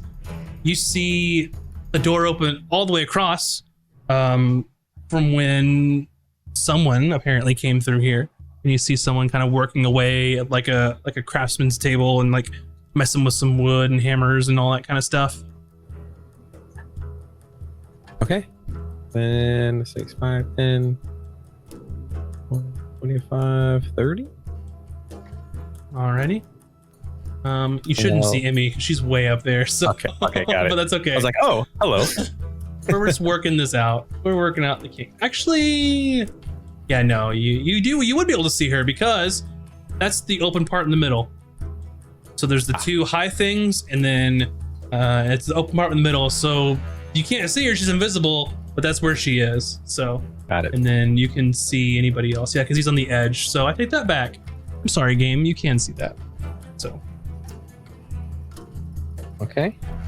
Then I rolled a 22 for stealth. You already listened, so you can't stealth in the same gotcha. turn. So you're here. All right. Well, then that's what we're doing then. Let's see. This bandit is like, "What are you doing? Get down from there!" And just kind of comes over here. He's gonna try and head you off at the pass. So he sprints over here to the other side and hears animal noises and sees him climbing up. Gromke. Indeed. Gromke, indeed. He's full stealth mode right now. He's in He's in his nemesis. This captain's quarters. He's a little nervous about being in here. He wouldn't lie about that. He's got this desk in front of him, or his other option is just to go in and see if it's under the captain's pillow or on his nightstand. If he's keeping it that close. And he's going in. He's going into the captain's room that Azric just went through. So okay. Door is opening. And you see someone in the bed that's not the captain. Which leads you to believe the captain might not be here. It looks like someone has taken advantage of being able to sleep in the captain's quarters while he's gone, having a nice bed for the night. What a ballsy move. Wow. Looks like Detta to you. Oh, freaking Odette. Okay. She would do that. Okay. So if she like sound asleep, Snoring, she's asleep. snoring, talking, I don't think it's gonna be in here where she's sleeping, but I'm gonna try to like suss that out. If I don't know what time I have left at this point, but So you're looking in and you see it's not the captain. You're like, if the captain was keeping it under his pillow and the captain's not here, like it doesn't make any sense. So you can kind of rule that out immediately. yeah. So I'm just gonna kind of shuffle back out into. Yeah. Well, if I've got that movement, I've made that assessment. It's not gonna be out loose with anybody else that can just walk into here and sleep in his quarters. So. Yeah, so you can walk out. You can close any doors you'd like as long as you let me know which ones. Yeah, just close that door that, Door closed. I don't think it's in the captain's quarters, but maybe like no. No, we don't have walk. Yeah, real quick. No. Emmy. Okay, Turn. I'm going to. So he's trying to head me off over there, but he really isn't going to successfully be able to do that, right? So I'm just going to like go over here. It's like 20, and then like go over here. And I'm not going to make noises this time. It's quiet, super quiet. I'm going to be stealthy. What did you turn into again? Oh, a monk? I'm a No. lemur. A lemur. Because I said a raccoon monkey, and then I was like, it's kind of just a lemur. It's kind of like a prairie dog, like a mercat, like a lemur. I'm a critter that that has a climb speed. That's all I care about. And I'm just climbing in the rigging and making animal noises. My goal is to just give them the runaround to buy you guys as much time as you need. Right. Yeah. But also staying close enough to us. I didn't. Get your plus 10. I didn't know about that. So I'm gonna try to climb down after this, but he's right there, so I can't. Gotcha. Okay. Up next is this bandit. He's gonna try. Quiet this time, by the way, so they can't. They didn't hear me this time. So he like grabs at where you were and like grabs air and is like teetering on like the rigging up there. He's like, I don't see anything. And the other one's like, there's nothing to see, idiot. And Taj. I will do as he requested. And like first I'm going to step one step over because I see like a log or something or like a post. Yeah. That way I can like know that I'm just going to go like a straight shot. And I'll put out the torch and then just walk straight forward. Gotcha. So you put out your torch. And then you can't see. Right, but I wanted to step one over and then just like walk like straight. Gotcha. So let me ask you this. Stepping over which direction? Are you dropping the torch onto the deck? Are you like snuffing it? What is the goal? I was gonna snuff it. Okay. I was gonna step over to the right. Your character's right or screen right? Is that the both? I don't know. That way. Perfect. So you totally snuff out the torch. Yeah, because I figured putting it on the ground would set the ship on fire. So. Yeah, for sure. Good Which I mean call. is a vibe. I'm not trying not to do that, but Could do that after, yeah. I could do that. However, we don't against that. know that the thing I'm looking for is here. So Yep. So can't see at the moment.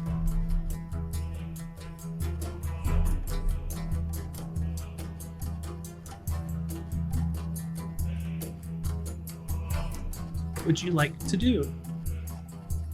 Or oh, never mind. I had a different idea, but it's too late. I'm just gonna walk forward.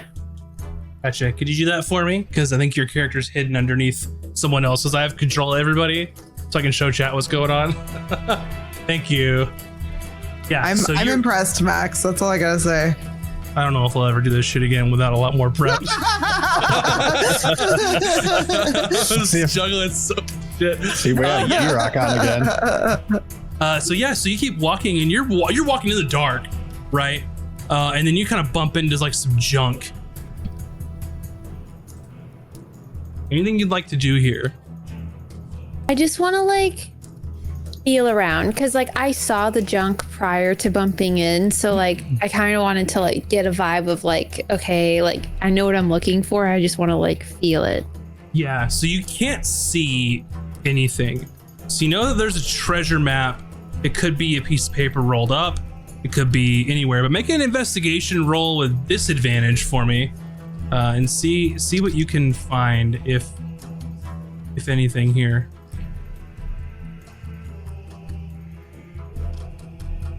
Um, 12. 12. So yeah, you're feeling around, like you've like can feel some papers. You feel like a barrel. You feel like a crate.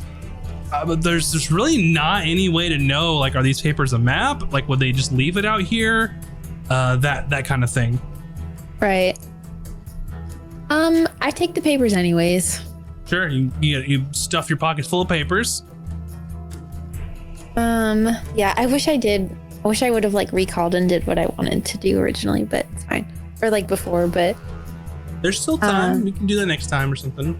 No, like I wanted to like not put out the torch, and like not move and like just have done something totally different, but it's fine. I mean, there's still time if you want. We can. It's still your turn. You can say, never mind. Never mind.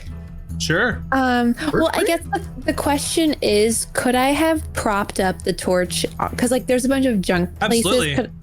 Yeah, like that's what I wanted to do, but then I was like, realistically, is that even a thing?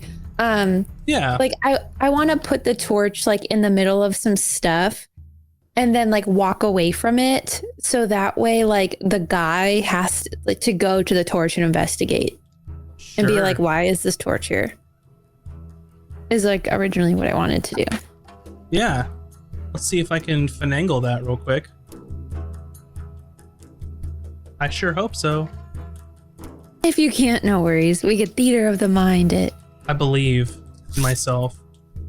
We all believe, Max. Alrighty. You're doing so much work. Yeah. So hopefully you see some light over there. I don't, but that's okay. You don't? I mean, I see light like there, but I don't see light past the post. Yeah, I'm gonna move where that is in a sec. There we go. So you probably would have dropped it like here or so, I'm guessing. You prop it up. There you go. How's that work for you? Yeah, that works. Yeah.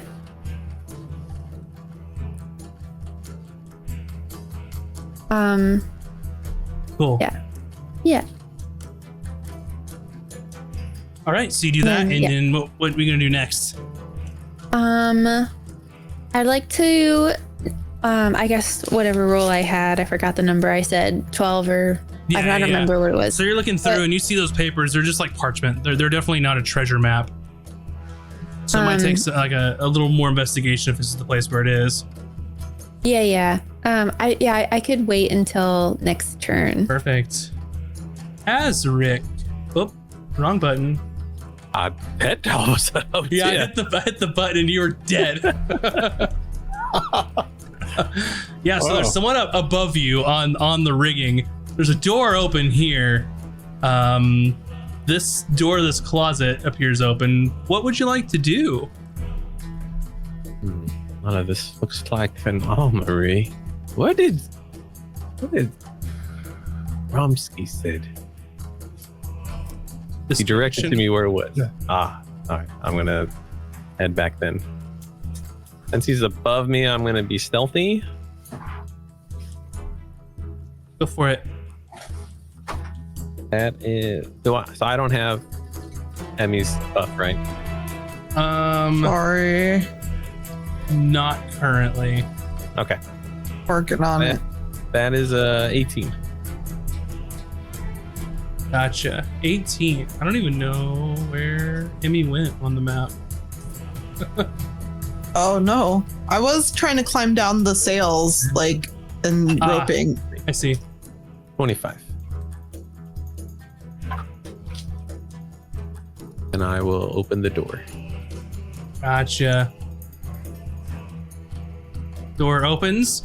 Someone's snoring over here, and you see a reinforced door right there. Okay. And 30. And that's it. Alrighty. Up next is this bandit.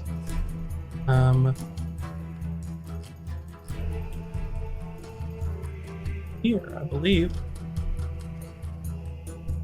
that you can see, and he sort of moves over here and like looks at the torch, and he's like, "What the hell? Where the hell did you go?"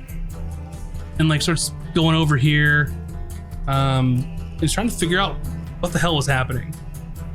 So you're not caught. You're dangerously close to being caught, though. Me? No. Oh, okay. Sorry. I was like, wait, what? I thought you were invisible still. I am. She also lit a torch and then put the torch down and then was rummaging through papers right next to somebody. So I don't know what else to do. So yeah. This bandit, or this little person's kind of looking through here and is just like, "What are you doing up there?" And he's very frustrated at the other guard friend. For some reason, it's being a dummy.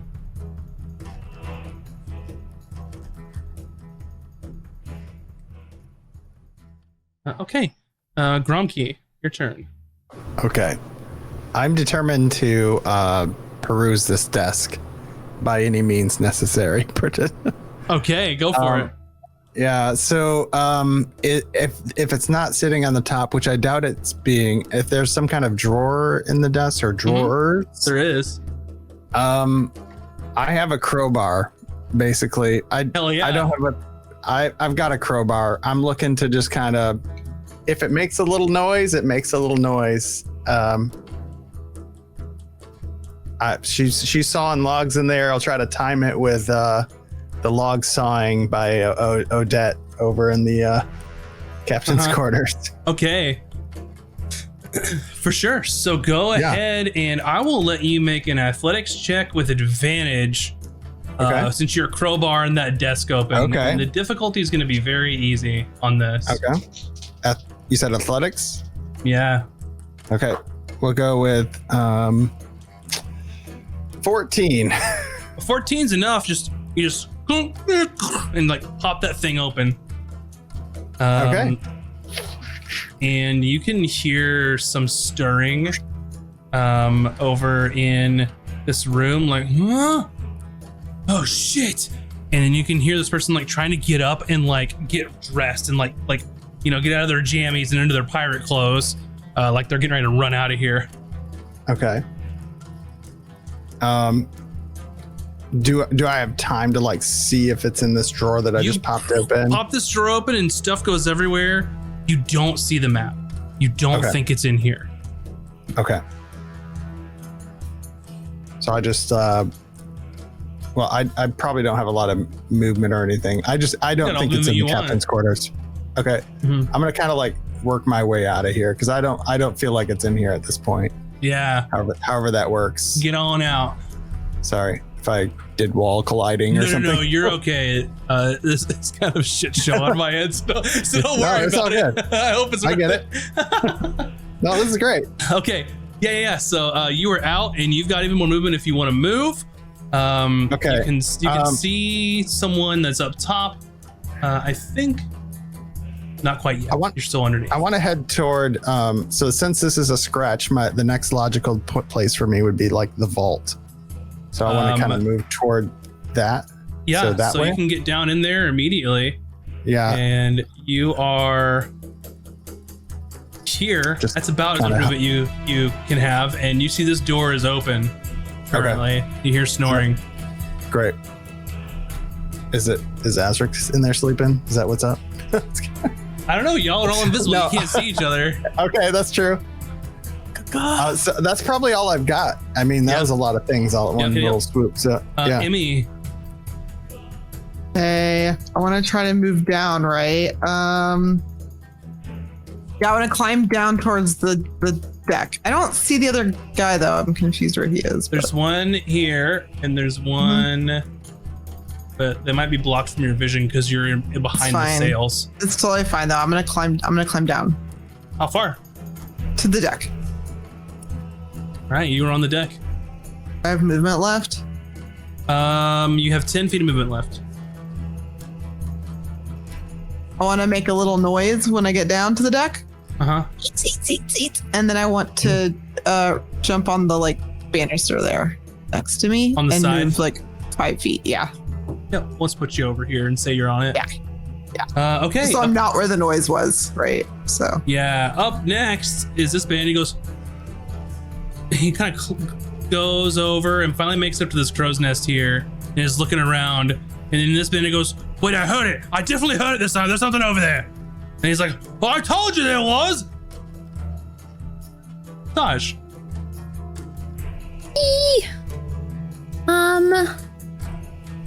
I'm going to move. And can I get like over the like whatever's, like the cargo and like kind of just not be within like reaching of arms, and like see if I see anything. Yeah, so what's your plan? Is you're just kind of taking a look and seeing? You could but like climbing over the cargo so that way I'm not with like he can't just like swing and reach and maybe try and get me. Yeah. Investigate.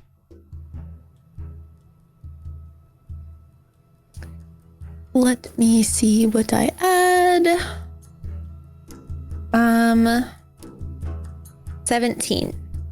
17. So as you're rummaging through here, you see what looks to be like a long, like tubular object, and looks like a scroll case or something like that. And you kind of grab it, and it's tucked like way back in the back, and you just like reach under, go under a tarp piece of canvas, and grab this thing. You can kind of open and take a peek. It's definitely a map, 100%.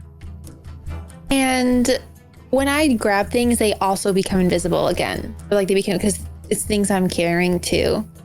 Yeah, I'd say, yeah, for this purpose, for sure. I haven't read enough about invisibility on how that works, but yeah, that makes sense for me right now. Okay, yeah. So yeah, I'll grab it. Oh yeah, behind her cloak. As long as you're carrying the object, it's invisible. As long as it's on your person. So yeah, for sure. You pocket the map. I'll pocket the map. Ooh-wee. And I probably don't have enough movement to like. You can move as you have all your movement. Okay, then I'm gonna like. I don't know, get as far away from that dude as possible, but like not cross paths with him, and like get back up. And or like this part of the ship is part of the ship that's underwater, right? Yeah. Okay. I wasn't sure if there are other portholes. Not down here. One more level up. You could, if you just kind of like book it and kind of go up and over, you could get to the next level up. Do you want to do that? Yeah. Alrighty. I want to just be up and not near this guy. Uppies. Yeah, uppies. And you are right next to the carpenter man. And then if I have any extra movement, since I didn't close this door, can I like slide out? This is all the movement you have. Okay. I used all of it, unless you want to dash. I appreciate you using all of it. I'll just wait till my next You could turn. dash, sure, yeah. All right. Well, because I figured taking the map is an action, right? So I don't have a dash. Your investigation is, yeah, you're right. Yeah. That's all. Azric. All right, I'm going to look at this door here. It is locked AF. Got like a mega padlock and some thingies. Okay. You could look I'm around gonna- for a key if you'd like or something. Yeah, I'm gonna check these bunks for key. Yeah, make an investigation roll. Very bad at those, but we'll see what happens. 15. So you're looking around, and you see that this gentleman on the top bunk has a key around his neck. Okay.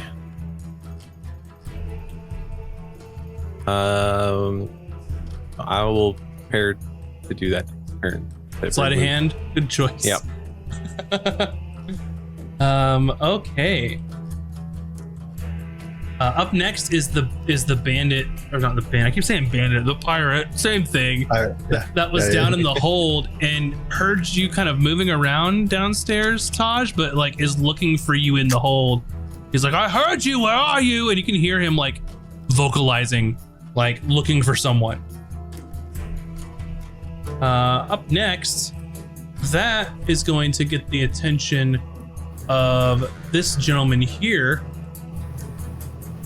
And he goes over and opens the hatch and it's like, what's down there? He's like, I thought I had someone. He's like, We hear that from fine. the top deck? No, Okay. this is not the top deck. This No, was I just know if you can hear it. Oh, you can hear Like the shouting. guy yelling. Yeah. Okay. So okay. this person kind of goes down and is out of your hair at the moment, Daj. I have to wait until my next turn to act. Yeah. Okay. Up next is this person. And he starts to climb down after hearing, the commotion. So he climbs down and is looking. He still doesn't see you yet, Emmy. He heard the noise and he is close.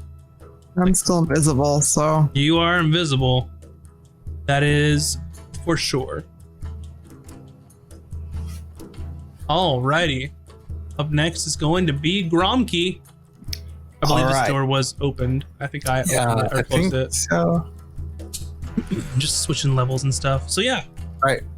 I'm gonna work my way into this room, and I know where the vault is. Yeah, and you know that the guy at the top keeps a key around his neck. And I'm kind of looking for that key. Yeah, that's old Rusty Ironbeard. Oh, Big burly dwarf. And he keeps the key around his neck. Up to you if you want to try and grab it or what, but because that's the only feasible way to get in to that vault. right. And can I try to because I don't know that Eric is here. So Nope.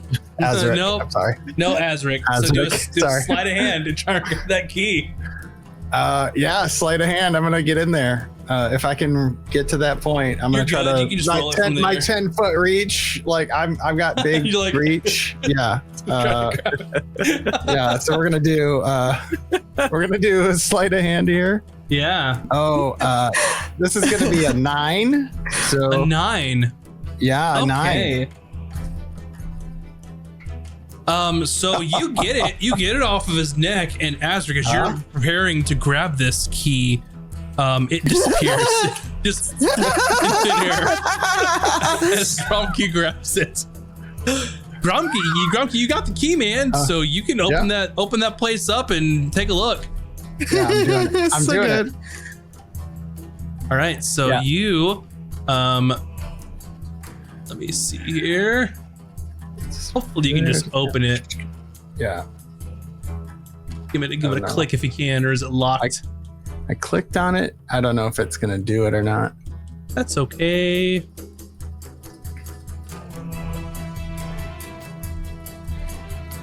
We will see. Yeah, it was just a tick. Yeah, he did. I want to ride the pony. I was like, it's just kind of. It is opened. Hopefully. Okay. There we go. Inside, yeah, you can see there's a large barrel of gunpowder.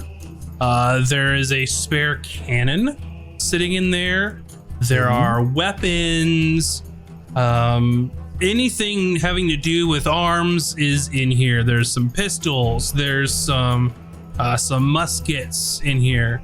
If you want to, well, you can't investigate this turn because you slided your hands, but you can step in and take a look around.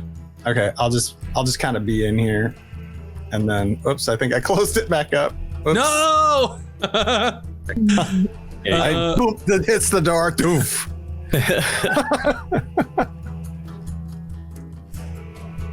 Let's see. So just kind of hanging in there. If you can click that door, it should open it for you. Yeah, I did, and I'm in there. Yeah, you should be in there. He's in there on my screen. Okay. Got you. And the door's open? Perfect. Okay. Yeah. Cool. All right. Up next is Emmy. I want to run along the banister towards like the back of the boat. Okay. So how far do you want to run? Like my full movement. I'm not making noise right now either. Make a stealth roll. Okay. 9 plus 10. Oh yeah. So 19. Yeah. 19. This bandit sort of pirate grabs at the air and doesn't get anything. He's like, shit. Taj. I am going to try and go back the way I came. Yeah. So if you can get one level up, I think. So you know there's a way down from here, but you also see one over here. So you can get back up to the top deck from there too, if you'd like. Okay, yeah, I'll try that. All right, let me move you over there. And I also, like, as I'm, like, on the other level, like, before I came to this level, like, I do, like, caw, and, like do the fart noises on my hands. Okay. So if, like, anyone is near on that previous every level, signal that was discussed happened. that was the signal, yeah. So Gromke and Azric, you hear cacaw farts reverberate throughout the hold. And yeah, and I try to head back to the dinghy. Gotcha. Yeah. So if you want to expend all of your movement, if you don't want to selfie, you just want to and go back, then I will say that you are at the dinghy and you will be free and clear from this place. Sure. Yeah, I can do that. Like, I have no other reason to be on the ship now. So. Yeah. So I'm just going to say that you are out there and you're on a dinghy. You're loving life at this moment. Azric. Dinging it up. Yeah. I hear the signal and I am out of here. All right. So I will say at this point, unless there's anything else any of you would like to do, if you use your entire turn to move and then your action to dash, you can get out of here. It's gonna make some noise. They'll know someone was here, but I think that they already know something was here anyway because Emmy's been leading some guards around. So it's up to you all. Well, as an animal noise, noises. All right. Yeah. Yeah, like a rodent. Full action out of Yeah. here. Something was on the poop deck farting. Yeah, I mean, there was. Do you think it would help if I at least led them to the other side of the ship? No, it's not going to make any difference. Okay. Not Then at yeah, let's this just get the crap out of here. There were cacaws. There was running from people getting out of there. There were fart Something noises was going on. Okay. So they know someone or some things have been here. Yeah. Captain, we heard the fart. Yeah. We swear. For sure. So I will say at this point that you have successfully gotten the map and you are in the dinghy. And you can see that there is definitely some instructions on how to find a certain buried treasure on some nearby islands. That seems like someone or something, or I guess it would be a someone. Something makes no sense here. Someone has definitely stashed something that they didn't want to bring back to the island. So, with that being said, I think we can cover that on our next episode. So, congratulations, you all. You have gotten the treasure map. Yeah. Treasure. Yeah. So, thank you so much, everybody, for watching, for hanging out, for listening. Thanks for all the support, like the subs and the follows. We are a fully immersive, serious D&D game. But thank you very much, and we see everything you say in chat. We very much appreciate it. With that being said, normally we would do a vote to see who gets the inspiration, but I'm just going to give it to Gromke for our guest. So you can have an inspiration for next time to use, buddy. And you can take this opportunity, if you would like to, please shout out your stream and let people know what you have going on. Hey, Captain E-Rock, twitch.tv/Captain E-Rock. That's where you can find me most days. Usually around noon to 5 Eastern. And I like D&D. I like Baldur's Gate 3. That's happening a lot till Starfield. Yeah. It's like you and I are living the same life. Oh my gosh. Here's the streaming, and it sounds like. Oh my gosh. It's so good. So his link is in the chat. It is Captain E-Rock, twitch.tv/Captain E-Rock. Go give him a follow, please. Go hang out with him. He's a really great guy, and he's going to be back next week because the adventure's not over. Next week, right? Yeah, he'll be back next week. He will have an inspiration to use. And I will just say thanks, everybody, for watching. I hope you had a fantastic time. Thanks for bearing with me for all the technical issues, but we got past it. And we'll see you all next time. Bye. Later.